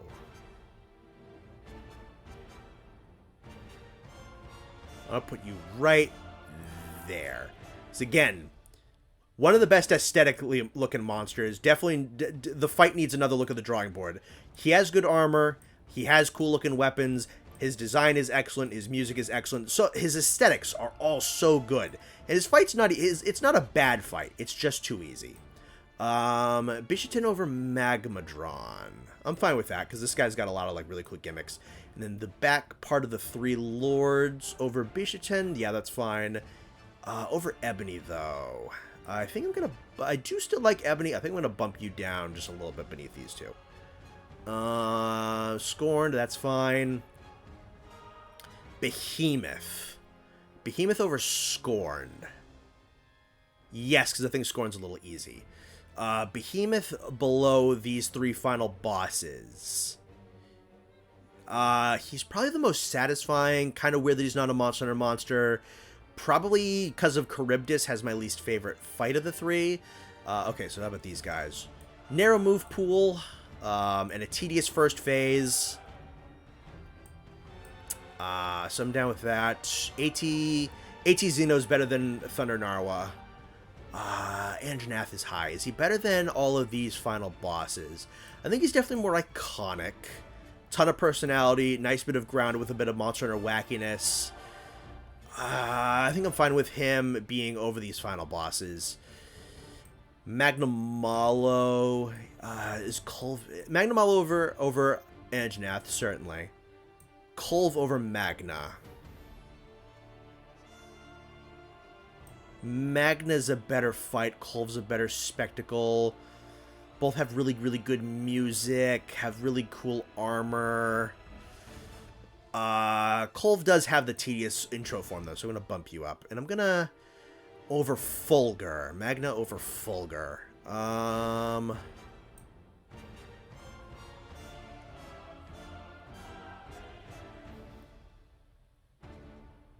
I think that's fine. Alright, so Fulgur. Then Espinas. Espinas over Fulgur, for sure. Espinas under these Risen Elders. Do I like them? Yeah, that's fine. Kashala, then Teostra, then Chameleos, that's fine. Crimson Glow. I do like this one a little bit better just because he has a couple of new moves. He has the Rocket Shower. And this one's... I think this one's the best of the Risens, but...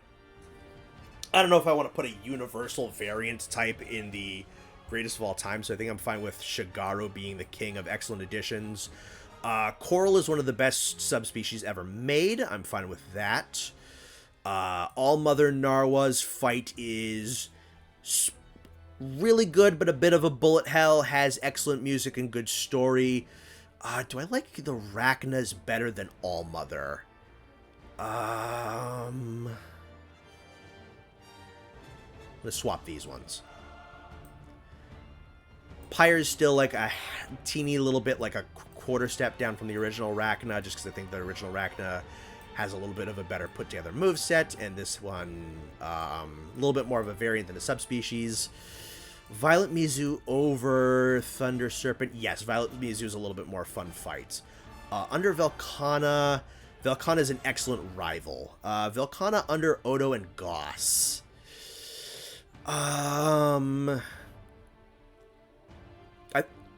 Honestly, I like fighting Odo and Goss a little bit more than Velkhana. I think Velkhana is a good spot.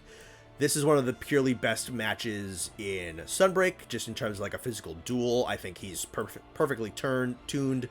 Geismagorm is incredibly well built up. Definitely better than these guys. But Bazel's ecology and how he was introduced and the moments he created was super iconic. I'm still going to say Malzeno over Nergigante. I'm still going to say Namiel over Malzeno. All right, here's a question. Malzeno over... he has the music. I think his fight's also a little bit better. This one has the animations and the look, though this one also looks really good. Has some decent animations. This one also has the interactions. I think the creativity and just how unprecedented Namiel was for its time is just going to keep it over. Safi'jiiva up this high. The reveal was excellent. The fight is excellent. Xeno'jiiva works really well as like a proto-Elder Dragon, which kind of feeds into Safi. Some of the best music ever made, some of the best gear ever made. That's fine. And then Primordial over Safi. Primordial is one of the best stories ever told in Monster Hunter. Excellent design, excellent reinterpretation of the original, great color palette, great looking armor, fantastic fight, very, very brutal fight, perfectly tuned for what Sunbreak is. Okay, all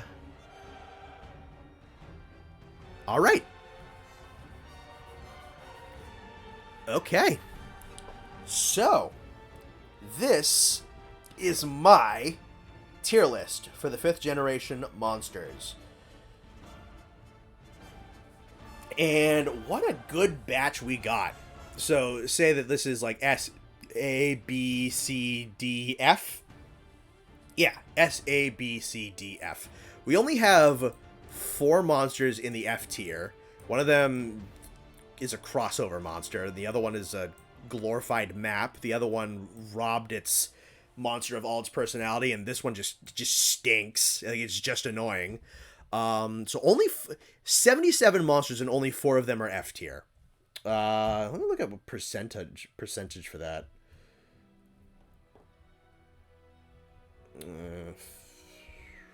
4 over 77. 5%. Only 5% of 5th generation I consider to be F tier. And this is, so D tier right here is stuff with some redeeming qualities. Like, there's, these guys have some decent fights, but they're very stripped down. Very stripped down. I'm fine with you being at the bottom here. So, yeah, D tier are monsters that have either stripped down a lot of stuff from their original versions, or just have fights that are obnoxious but not horrible, or just oppressively boring. C tier right here are monsters that are perfectly fine, don't mind hunting them, are maybe like a little bit undercooked, maybe have a couple more problems, or are just generally not hyper impressive. Solid monsters are good monsters. They're monsters that have more pros than cons. So these are your B tier. So this is like 80 out of 100 type of ordeal right here. I think that's, yeah, a lot of stuff that like fills in really good ecological niches, like some of these guys at the bottom. Some generally good fights, some variants that aren't just aren't quite as impressive as their originals. A tier is the most populous one. I'm not surprised about that. I think the Risen Elder Dragons are universally a really good collection of monsters. There's a lot of really good subspecies and variants up in here, with a couple of original monsters too. A lot of really good ideas that just weren't the tippy top. And then, yeah, 1, 2, 3, 4, 5, 6, 7, 8... 1, 2, 3, 4, 5, 6, 7, 8, 9, 10, 11, 12, 13, 14, 15, 16. Let's take a look at that percentage. So 5%. So 5% of the 5th generation is F tier. About 20% of 5th generation is S tier. And I think that is a good commentary on just how good this generation was for monsters. We got a whole mix of stuff, from like super over the top dragons to like world destroyers to monsters that created really phenomenal moments to stuff that just feels really, really super solid in their environments with really, really good fights. Monsters that blended in their mechanics super duper well and did a lot of things excellently. Monsters that have phenomenal story presence. Some that were excellent evolutions of concepts. And then 3 out of the 4 flagships really knocked it out of the park here, and this one just got squandered by its own story and a little bit by its design. So, yeah, this is my official 5th generation monster tier list. Hopefully I can do the 3rd and the 4th generation one with Austin sometime soon, and I'm probably going to go back and do the other games by myself at some point, but since we're like done with 5th generation at this point, and my retrospective on Rise and Sunbreak is done, I wanted to do kind of a post-mortem on these monsters, and this is what I came up with, and I'm pretty happy with this result. Very top-heavy, which I was expecting, but then again, you know, I look for the best in a lot of things, and try to find the best qualities. And you know what? I like things just kind of in general. And even I don't hate anything in here. These are all fine. There's only 4 monsters in 5th generation that I don't like out of 77. I only dislike 4 of them.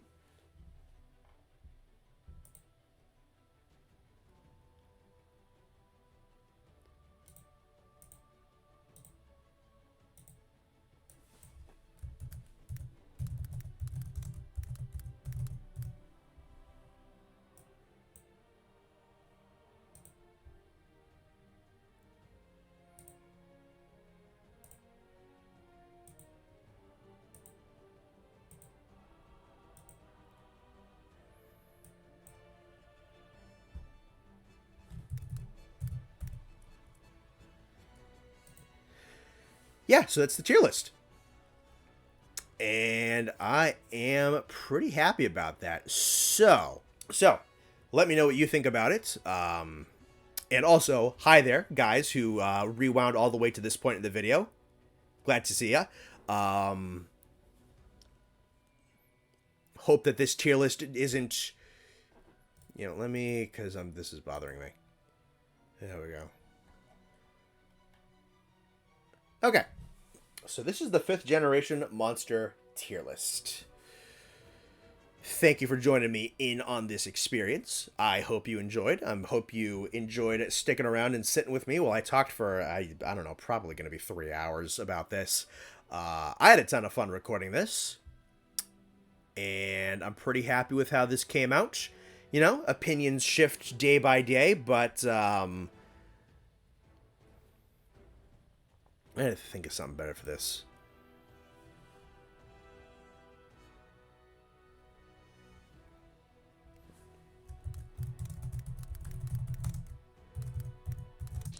Oh, brother, this guy stinks! Alright. So this has been CR Volcanic or Connor. I hope you've enjoyed yourself.